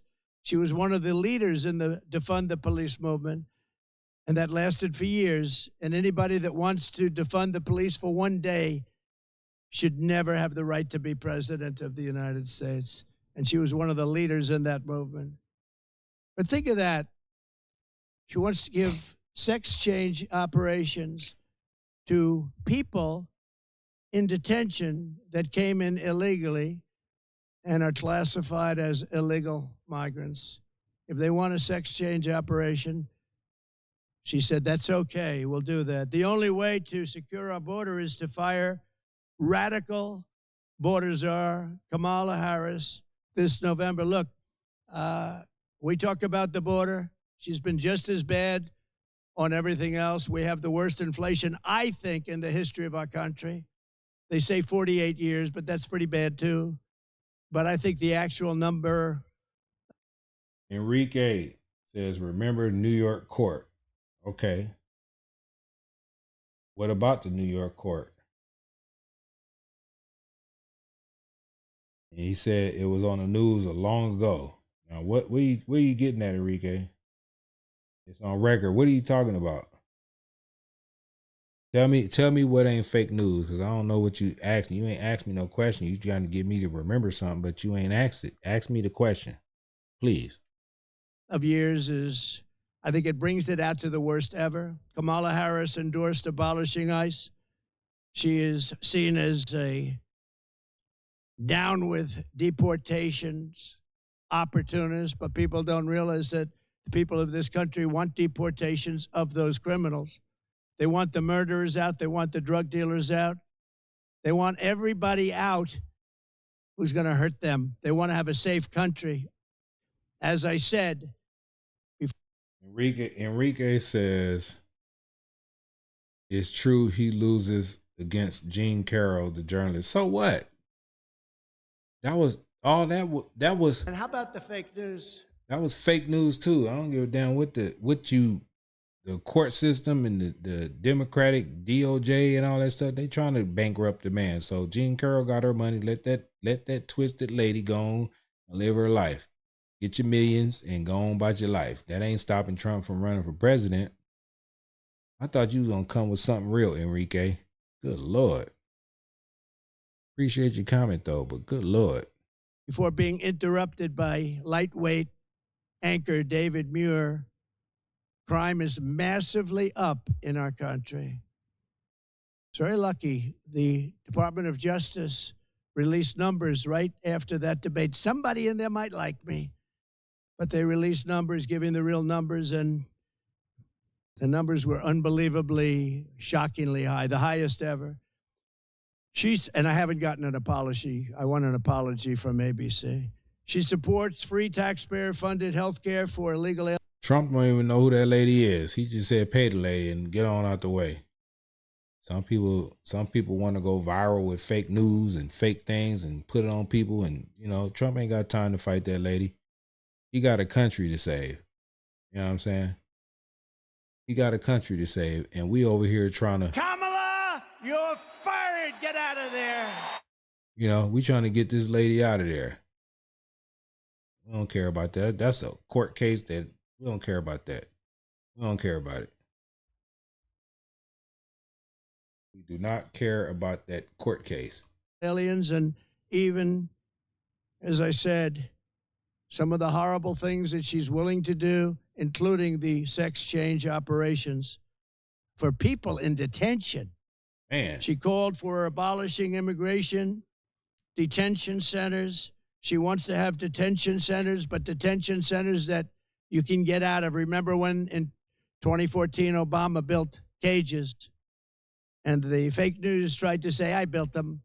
Fortunately, we had a great American that said, no, these were built during the Obama administration, and Biden knew about it, but I don't think Biden knows too much. And we have one other thing that she's called. She's called the grandmother of sanctuary cities. I'm going to terminate all sanctuary cities. Sanctuary cities are sanctuary for criminals. They're sanctuaries for criminals. And, you can go to California, where she ruined San Francisco. She destroyed. San Francisco may have been the greatest city in the world 16, 18 years ago. But she ruined it. Like I say, you can't leave a vape or you can't even leave a cup in your cup holder in your cup without somebody breaking your damn window trying to figure out what's in that cup.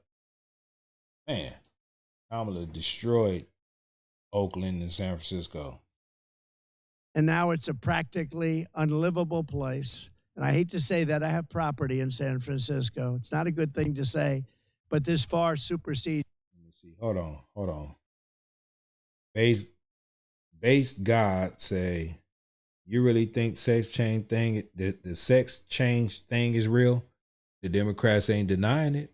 They ain't coming on saying he talking about sex change for illegal and he lying. They ain't say he lying. Only thing they came out and say he lying on is that the people in Springfield, them Haitians, is eating pets. Any other thing Trump saying, they ain't saying he lying. On issues like that, the shock factor value type stuff. Legal migrants getting sex changes, they ain't say he lying. They say he ain't lying about other stuff, but that thing you put in the chat, the Democrats is not coming out saying that he's lying about that. It's my ownership of property. It's an unlivable place. It was the best city. Bob Tisch of Lowe's, friend of mine, great guy, wonderful man. He was in San Francisco. He was in Chicago. He had big businesses all over, the Tisch family. Bob Tisch used to tell me that he thinks San Francisco is the greatest city in the country. Passed away quite a while ago. And San Francisco probably was, and now it's not even livable. She destroyed it when she was the DA, and she destroyed the state of California along with Gavin Newsom. She destroyed the state of California when she was the AG. If you can't say the phrase illegal alien, she said, then we can't trust you to secure the border. She said, you're not allowed to say the phrase under any circumstance, illegal alien, but that's what they are. Illegal aliens, but that's what they are. I'm saying it. Illegal aliens, illegal immigrants, illegals. I'm saying it. We can say what we want. I'm going to say what I want on this channel, whether I'm monetized or not. They demonetized me for keeping it real. It's all good, though. They put me in 90-day YouTube jail. They trying to show me who's the boss. Ain't nobody the boss of me. Especially if I can broadcast on this channel and say what I want to say. They gonna either monetize me or not. I got me a job, so it don't matter. Illegal aliens. I'm gonna say it again. And it's that simple. She didn't want you to use that term. If you used that term, you'd be fired. And by the way, she fired everybody in a row. She couldn't get along with anybody. You know, it's interesting. 5 months ago, she was considered the worst vice president in history. She was laughed at, scoffed at for 3 years. She was the worst. Her staff hated her beyond belief. They were quitting. She had almost nobody wanted to work there. She couldn't get people to work for her. And she was just considered as bad as it gets. And she wasn't going to be chosen. No way that she was going to be chosen to replace Joe Biden. We had the debate. After the debate, they said, oh, this guy, we got to change him. I think we were up 21 points. But they went in there, and everyone knows they threatened the 25th Amendment. Mm-hmm. They threatened him with the 25th Amendment. They said, Joe, you're going to get out. And Nancy Pelosi led the charge. And Nancy Pelosi has a little problem because her husband sold their Visa stock. They had a lot of Visa stock one day before Visa. It was announced that Visa is being sued by the Department of Justice. Think of that. How the hell Nancy Pelosi sell all her Visa stock one day before they announced what happened? Nancy Pelosi got an inside connection. She needs to be fired. She need to be indicted on something. How she gonna sell everything and don't get caught up in the whirlwind of not knowing? Nancy Pelosi is boy, she is the devil's right-hand man. Real. That Nancy Pelosi sold vast amounts of Visa stock one day before the big lawsuit that we all read about a few days ago was brought against Visa. You think it was luck? I don't think. She should be prosecuted. Nancy Pelosi should be prosecuted for that. And I'm going to play this. It's going to say Kamala, but y'all get the gist. This is what crazy Nancy Pelosi needs. Kamala, you're fired. Get out of there. You're fired. Not going to take it anymore. Nancy Pelosi. And she should also be prosecuted for J6 because she turned down 10,000 or any number she wanted, soldiers or National Guard. And I hope you all read John Solomon and what John Solomon wrote 2 days ago, because if you read it, you'd see that Donald Trump did absolutely nothing wrong. It's a scam. It's a scam. It's a scam. On day one of my new administration, I will stop all migrant flights immediately. They should stop them tonight. Yeah, please stop the migrant flights tonight. Talking about the borders is border secure. Stop the flights tonight. Come on, tell him, Trump. Let's go. She can do that. Just sign one little page saying stop the migrant flights. But she won't do that. They're infecting our country. They're destroying our country. I will shut down all entries through the migrant phone app, something that most of you haven't even heard of, but it's very active and taking in thousands and thousands of people a week. I will end catch and release, and I will remain in Mexico. I'm going to tell remain their ass in Mexico. Man. Tell them, Trump. We need somebody like this. And look, I'm gonna pause it for a minute. We need somebody like this. Somebody that ain't scared to tell it like it is. I react better to a person who tell me like it is, and then instead of beating around the bush and trying to let me down softly. Like, stop putting the candy in the medicine. Just say what you gotta say. It is what it is. Stand on it. And let's get on to the next subject. You know what I'm saying? Get on to the next subject. Let's go, man. Stand on what you stand on, Trump. Let's go. Mexico, thank you very much. You're putting it back right away. You're putting it back, and they will do it too when I tell them. Yeah, tell will them. bring- They're going to do it too when they tell them. Trump, gangster. Man. Back Title 42. I will send a federal law enforcement, large group of people, but a tough group of people to liberate Aurora, Colorado. The governor of Colorado is petrified of these gangs. These are Venezuelan gangs with equipment better than our military has, going in with guns.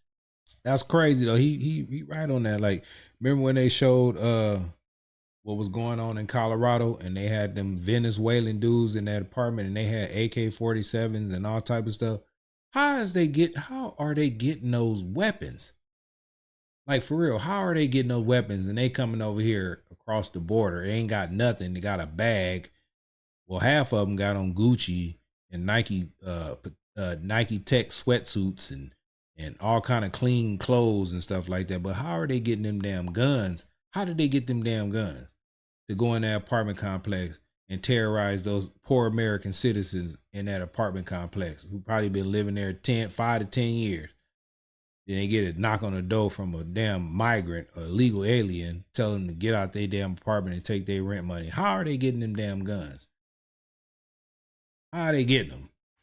Because I know a long time ago, growing up in Compton, in the streets of Compton, they got trains that come through Compton, right? It's like they have train tracks, and back in the day, the trains used to roll through Compton to hit Long Beach and all that stuff, the port, because the port ain't too far from Compton and Long Beach. All that's together. Anybody around from my city, Long Beach has the ports, and then you got Compton, you got Long Beach, Compton, then you got LA, but you got Cerritos, all these different areas. But back in the day, man, it used to be broke down trains with the cargo doors, with the locket broken off, and it was all kind of goods.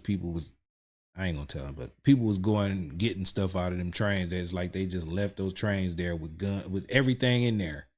Is that what they doing? Because how in the hell did them damn illegal aliens get access to them big guns like that?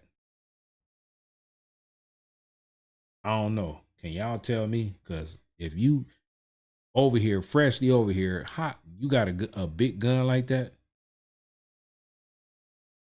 Crazy. Well, we ain't gonna talk about that. We can come up with all kind of stuff. The governor of Colorado is a coward. He's afraid to do what you have to do. And every other town that has been taken over by the migrant gangs and criminal alien thugs.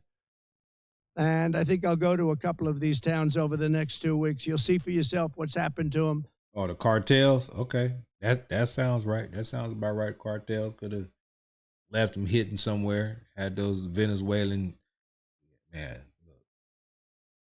cartels. I believe that too. They've been literally destroyed. I will send Congress a bill to ban sanctuary cities in the first day that I become president. And I will tell you, whether it's California or any place else, you might have guys like the governor, Newsom, or others that are governors wanting it. Nobody knows why. But the people don't want them. You can go and ask the people of California, do you want sanctuary cities? The people, including Democrats, will say, we don't want them. Hell no, we don't want no sanctuary cities out here in California. I know I don't. We will seal the border. We will stop the invasion, and we will begin the largest deportation of criminals, the criminal element, which is a large portion. We will start that immediately. Dwight Eisenhower had the largest deportation effort ever in our country, President Eisenhower, because he hated the fact that people were able to pour across our border. This will be much larger than that, but we will get rid of the drug dealers. We will get rid of the human traffickers. We will get rid of the Dustin Stanley, he says, is this an ignorance promotional channel? I think it's a keeping it real channel. If you ask me, you can ask the chats. Ask them, is this a promotional ignorance channel? We keeping it real over here. If you can't keep it real, look, if you can't keep it real, don't come over here. How about the fake news? And how about the Don't fake come news? over here with that. And how about the fake news? Oh, look at them all back there. Look at all those cameras. Look at Dustin. Look at Dustin. He. Wow. Oh, look at all those cameras, all those fake writers. Look at them. We keeping it real over here, brother. Murderers, the people that came out of jails, and the free speech channel. People that came out of mental institution, they will all be gone, and it'll happen very quickly. We'll be dealing with local law enforcement who knows everything about every one of them.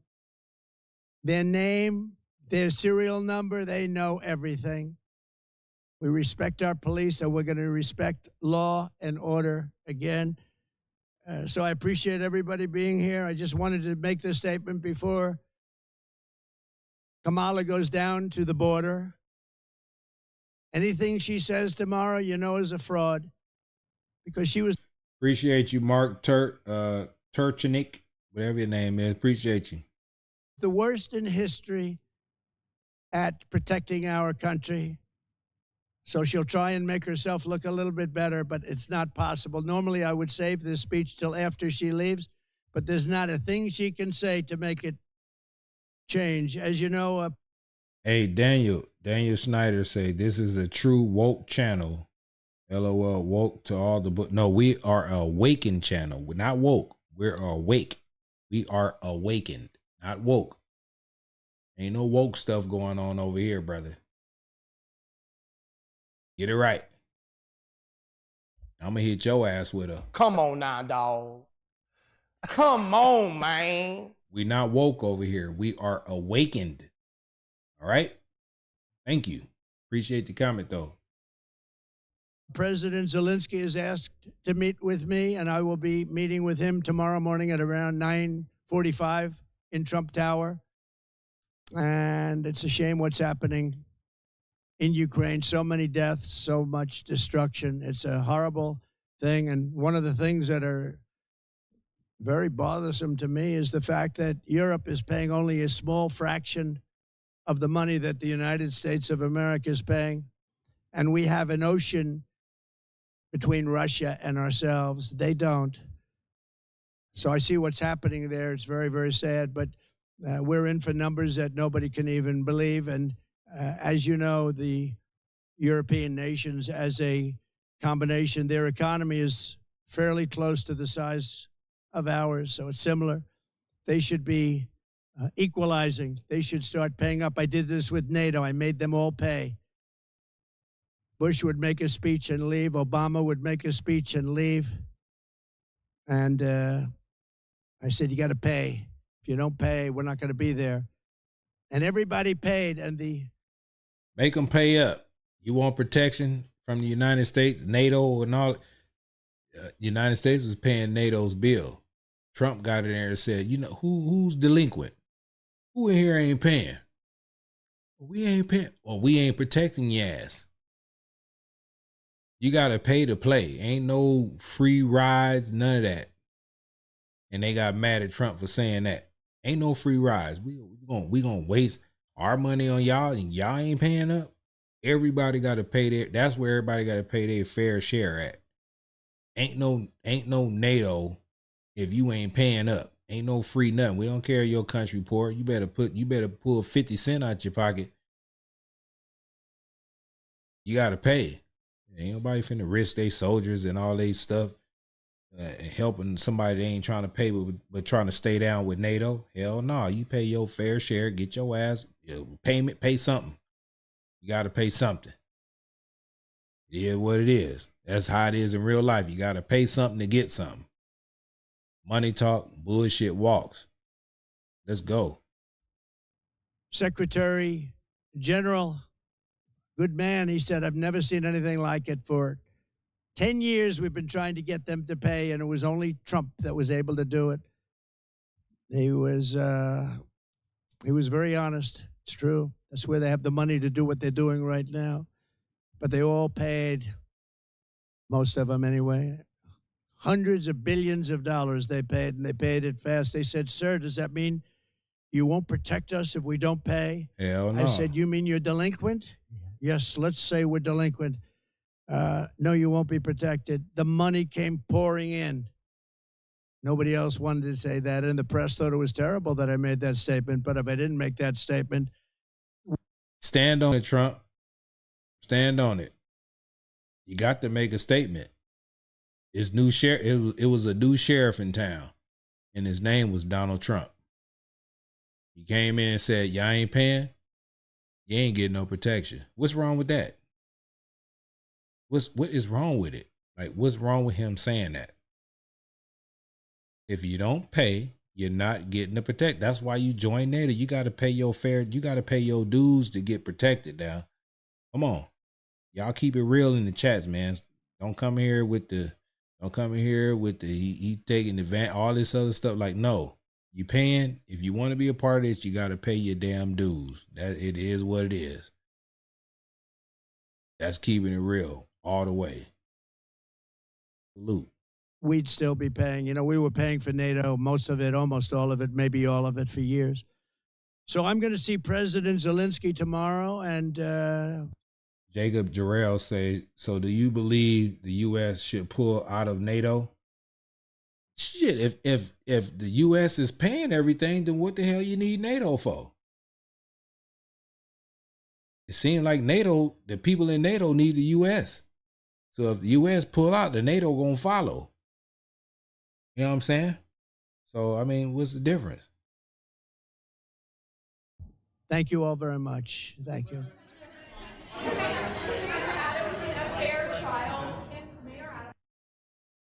That was a good one. That was a good one. Let me keep reading these chats. Let me reading these chats over here. Let me see.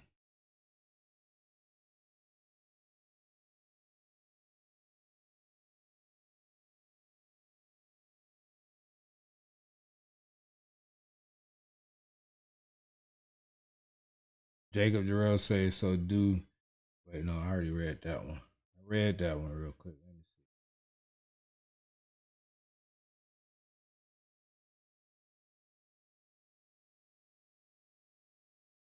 see. Laura Von Man said, how come black man never mentioned Melania? Because that's Trump woman. What I got to mention her for? That's Trump woman.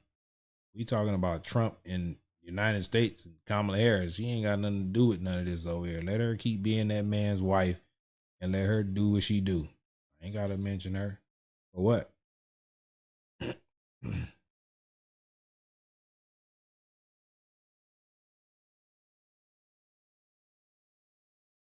Steve O'Baggins says, just like the union at work, you got to pay your dues. You got to pay your dues. You don't pay your dues, you ain't finna get no damn protection. Man, it's as simple as that. Couldn't say it no better. What's wrong with y'all people, man?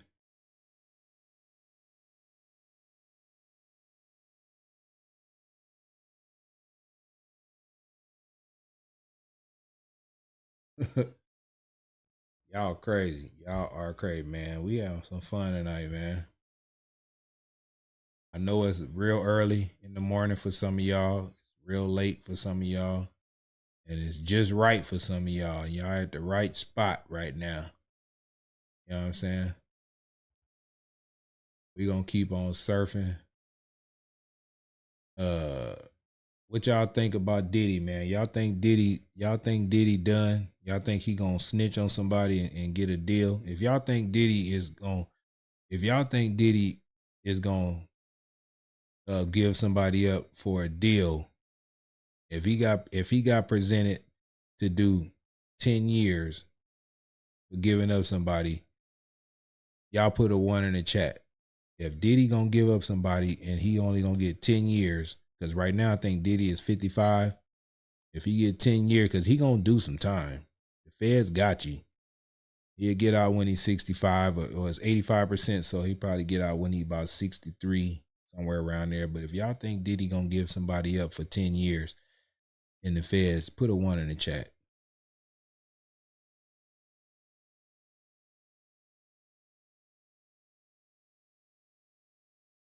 And those who put the 1 in the chat, who y'all think he gonna give up? Because you can just name the whole industry. They all been to that damn Diddy party.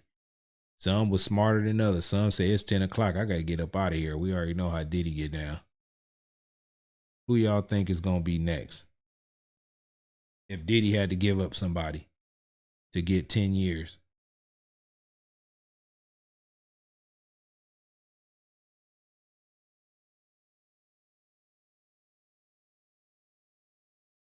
Shout out Barcelona. I see you.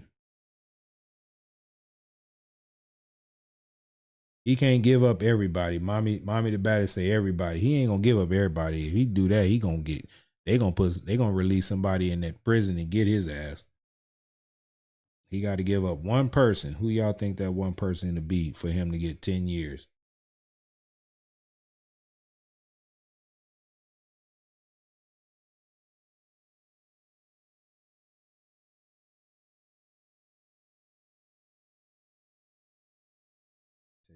Jay-Z. Montel Williams. What Montel Williams got to do with it? Beyonce. Oh, Lord. He gave up Beyonce. Somebody said Usher. Usher was victimized, allegedly. I don't think Usher.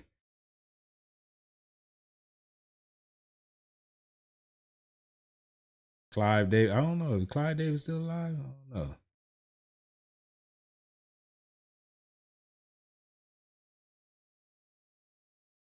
Cheryl say some corporate guy behind the scenes. I don't think they want that. They want the next person they get got to be a big name that everybody know.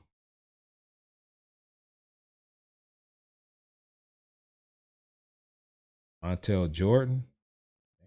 Montel Jordan do? He said Montel Williams and Montel Jordan. What? Will Smith? I don't know.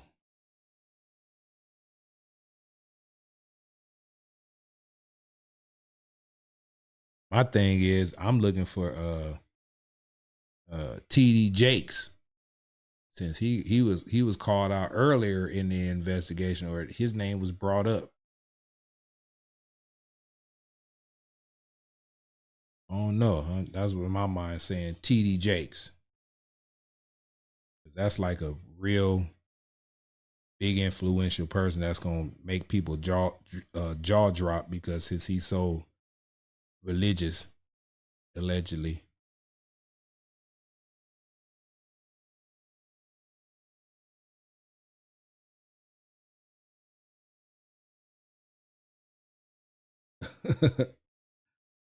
Y'all crazy.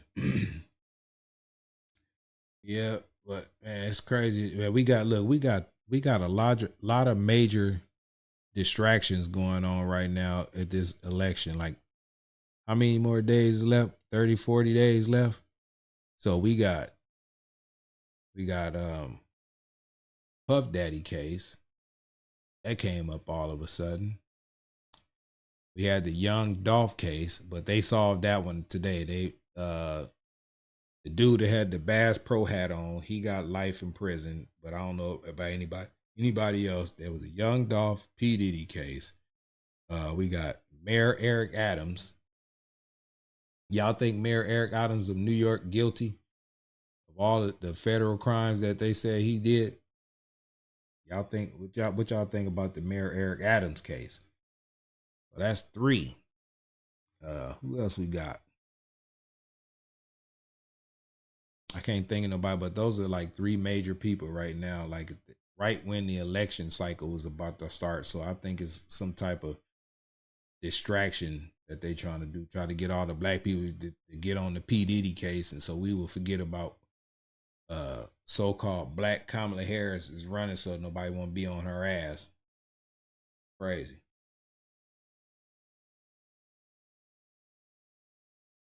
There's a lot of things going on right now. Kim Kardashian, you think Kardashian gonna get caught up?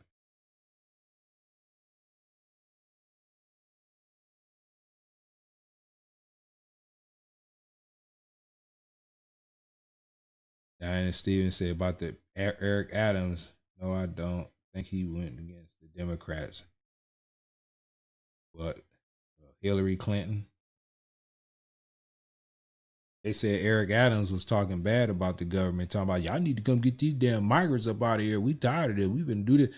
And they hit his ass with a damn charge. Trump said that too a long time ago. He's speaking too much. So they hit his ass with an indictment.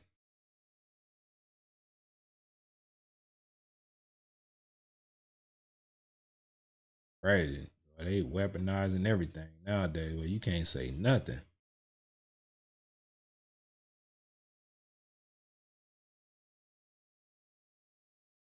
They ain't gonna never release that Epstein list. We can all assume who was on there and all that, whatever, but they ain't gonna never do that. They'll release the Diddy-Stein list before they release the Epstein list. Because Diddy, his list ain't nothing but black celebrities and black whatever. Like, to me, that's what I think. You got a few white people in there. But Diddy list is way more important than the Epstein list.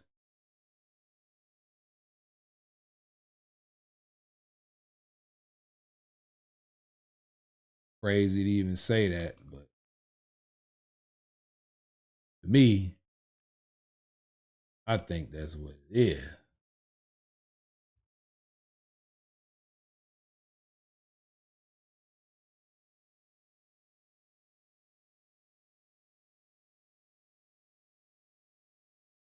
Let's see what they got, man. Let's see what they got around here, around these pots, man.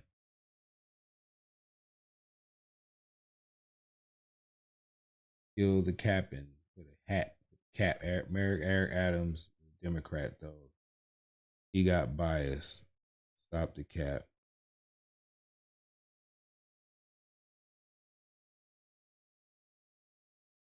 Wow.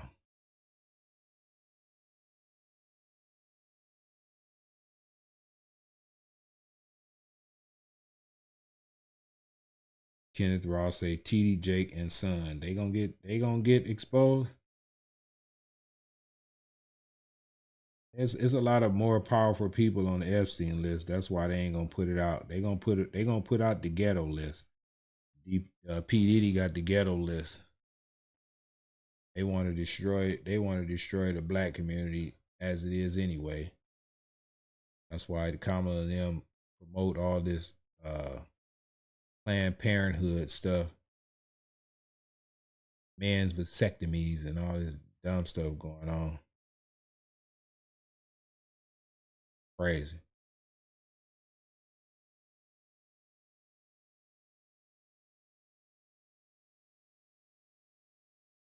They got that big storm, that big tropical storm Helly, man. My daughter, she stay out there in Atlanta. She texted me today, telling me to pray for her and this and that. I'd say, you gotta pray for yourself too, baby. You gotta help yourself too. So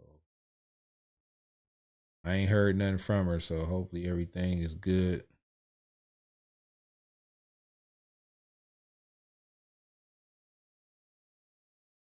Hope everything is good.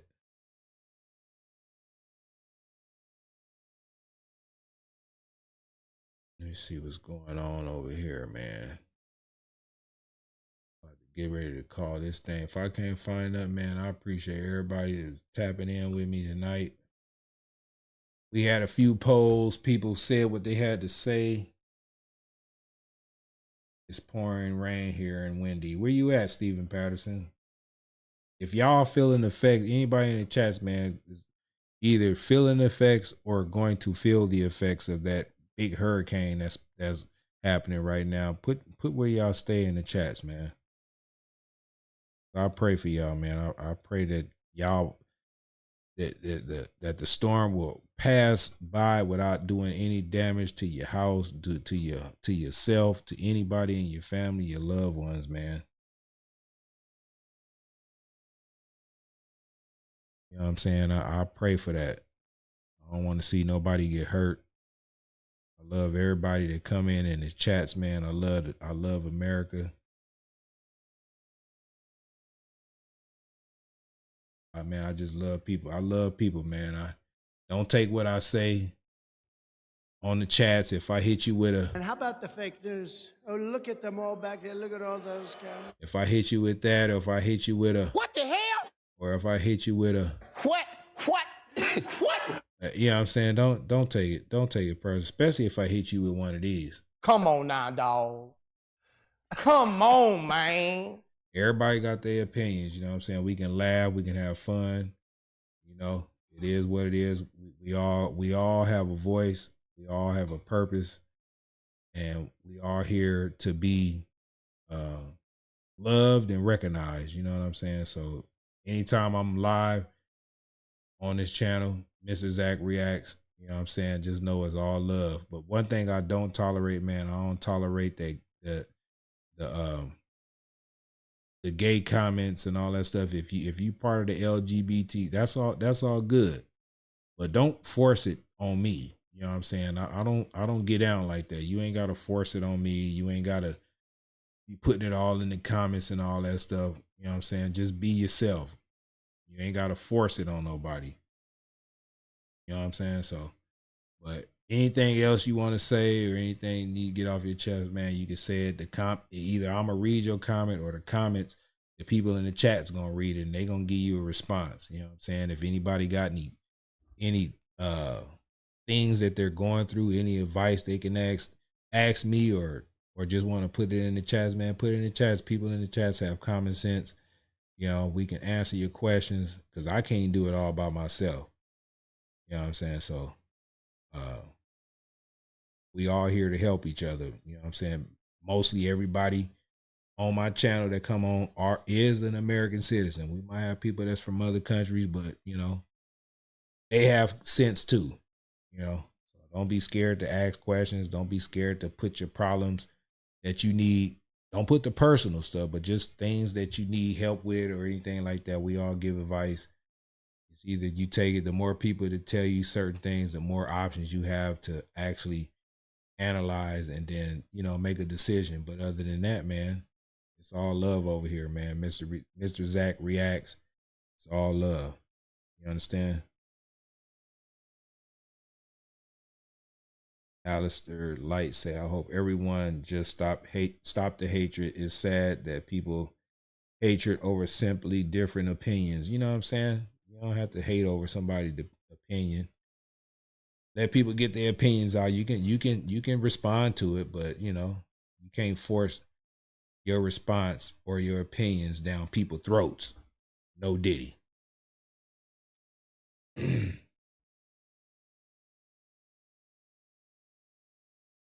Kenneth Ross say God made man for women. Same in the animal kingdom. All right.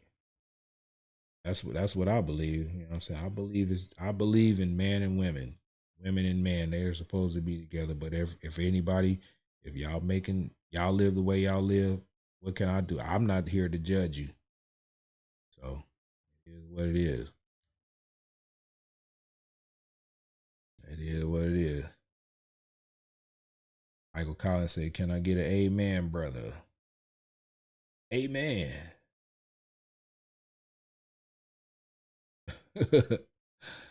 Dustin say, Kenneth, some animals don't mate like that. Man.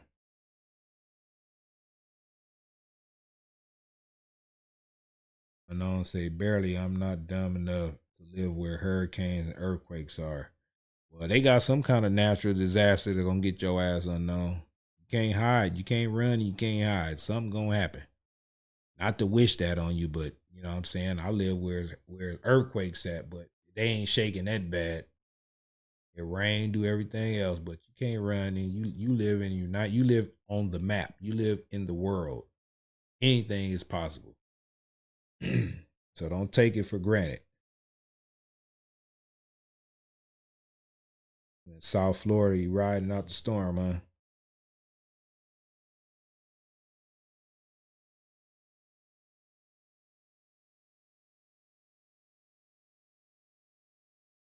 Out at that storm, man. Yeah. But man, I'm about to get off this live, man. I appreciate everybody for tapping in with your boy, man. I appreciate y'all. Glad y'all stayed. We learned a few things about Kamala Harris and her background with her dad, her grandma.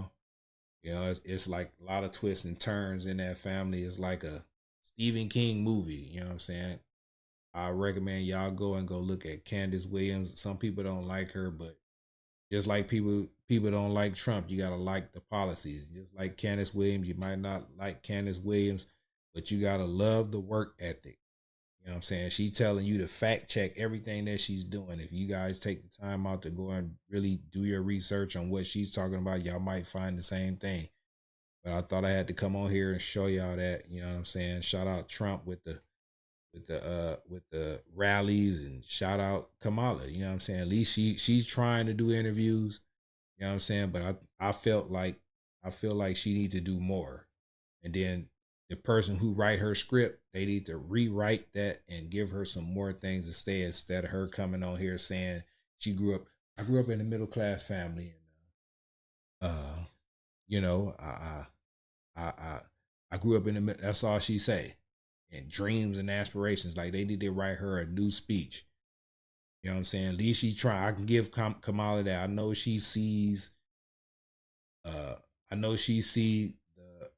backlash of what she's doing, and all the negative comments and stuff like that, but you got to have thick skin in order to be able to even read or even listen to that. You know what I'm saying? So some people couldn't take it. So I give her that credit, but I don't think that she's ready to be able to run a whole country. I don't think she's ready. Maybe next 4 years, maybe 8 years from now. Let her get a little bit of age. She only 60. You know, we've been hiring people 70 and up. You know what I'm saying? So maybe she needs to be a little bit more experienced. You know, take a loss and then come back strong in the next 4 years after Trump win. You know what I'm saying? So maybe she'll learn more, and maybe she'll really change her ways instead of just changing her ways to try to win an election. And we all know, I know she ain't ready. She ain't ready. She ain't taking no interviews. You can't find her in the streets and put a camera in her face and ask her anything. So she not ready. You know? So, but yeah, man. They say she ready. No, she ain't ready. That lady is not ready for this responsibility. Like, it's a big responsibility, and she not ready for it. So, but you got your opinion. Say what you want to say. Say what you want to say. It's all good. But man, like I always say, man, look, just make sure, you know, we got an election coming up, man. Y'all make sure y'all study the policies instead of studying the personality. You know what I'm saying? Make sure when you vote, this is your decision. You know what I'm saying? You got to make the best decision for you and your family. If you want to be taxed to death, then vote for Kamala. Bottom line, she ain't talking about lowering no taxes. Somebody got to pay for that $6,000, that $50,000, that $25,000. Somebody got to pay for it. So if you want to be taxed to death, you know where to vote for. If you want to have a little bit more money in your pocket and prices of everything down without penalizing people for price gouging and all that stuff, because I already understand a company has to raise their prices in order to survive. They're not just selling and making these products and these things just for them to break even. More money you make, it's a capitalistic society, man. The more money you make, the more better off you are. And I want to tell Kamala, stop counting the billionaires' pockets. Anybody that agree with Kamala on that, y'all need to stop counting those billionaires' pockets. They made that money how they made it. Stop counting it. You get out there and go get you some billions. That's what I'm trying to do. I ain't counting the next man's pockets. I'm trying to survive what I got, work my job, and eventually one day, man, I might. You never know. You never know where you might be the next day or a month from now. You never know. But stop counting people's pockets.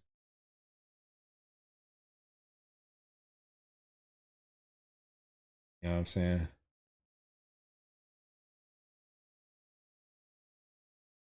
But anyway, man, I'm fair, you know what I'm saying? I try to be fair. Sometimes I get on my Trump rants, like go Trump rants.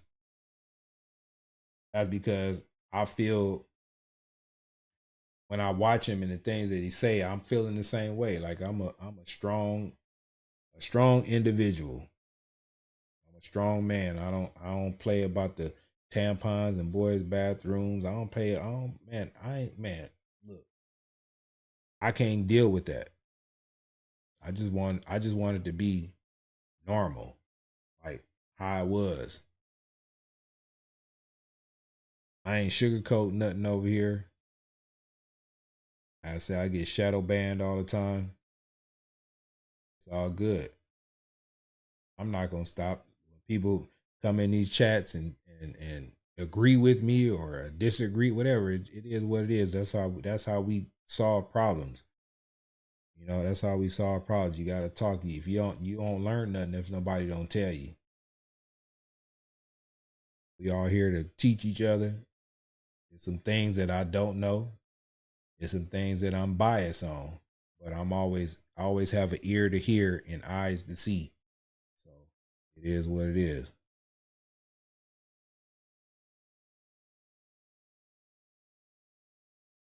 But I ain't even reading his chats no more. I'm seeing in this chat, I'm seeing a bunch of. And how about the fake news? Oh, look at them all back there. Look at all those cameras. Look at all those cameras. Wow. Look at all those cameras, all those fake writers. Look at them. Look at them. Look at them. You know what I'm saying? But it's all good, though. We can laugh. We can laugh.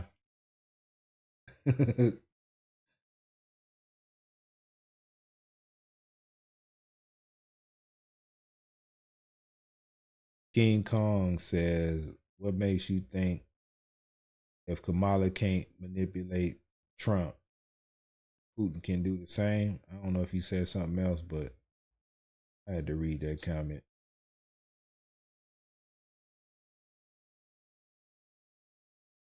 Kevin Mackin say, after listening to you for 1 minute, I would disagree that you are a strong man and you definitely don't have a crucial thought in your head. Sorry, bro, but you ain't qualified to discuss these matters. You know what? You know what I'm gonna tell you? I'm gonna tell you this. Come on now, dog. Come on, man. First of all, you over here on my live. You didn't go to school with me. You don't know me. You don't even know my last name. You might know my first name, but what is my last name? If you don't know that, you need to stop coming and how over about here. The fake news. Oh, look at them all back. You need to stop coming over here spreading the and fake how about news. The fake news. Oh, look at them all back there. Look at all those cameras. Look at all those cameras. Wow. Look at all those cameras, all those fake writers. Look at them. Look at them. Don't come over here with that, man.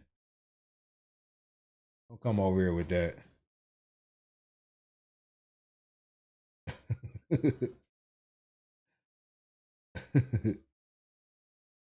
But anyway, man, look, I'm about to get off this live, man. I love y'all, man. I'm gonna pray for y'all real quick, man. Look, I pray that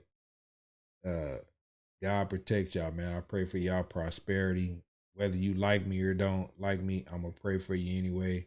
I cover you with the blood of Jesus. If you're not Christian, you are today. You are today. I'm covering you with his blood. It's for your protection.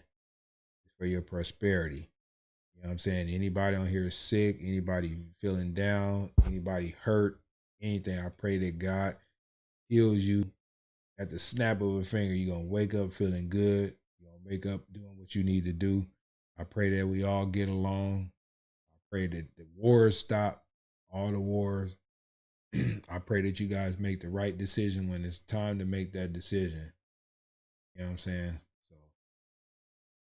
So I pray for your kids. You know, we got to protect the kids' minds, their thoughts. We got to protect the kids' bodies because they trying to get out here and mutilate these kids, man. I pray that everybody just makes the right decision, man.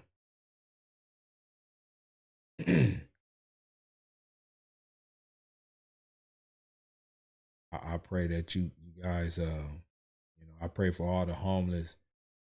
I pray for the homeless veterans, man. We all need help. And what better way to do it is to ask God for help. And you have to open your mouth. You have to ask for it. And I'm praying for you, and I'm asking for you. So on that note, man, in Jesus' name I pray, man. Amen. But anyway, man, like I always say, y'all protect yourself at all times. Y'all keep y'all head on the swivel. God bless you. God bless me all the time. And God bless America. God bless all those kids, man, that are missing. We got to protect the kids. God bless them. All right. And I'm out. Mr. Zach reacts. Peace. Until tomorrow night, hopefully. Peace. Peace. Peace. And then at the end of this is what I want to tell Kamala. Kamala, you're fired. Get out of there. You're fired. Not going to take it anymore, Kamala.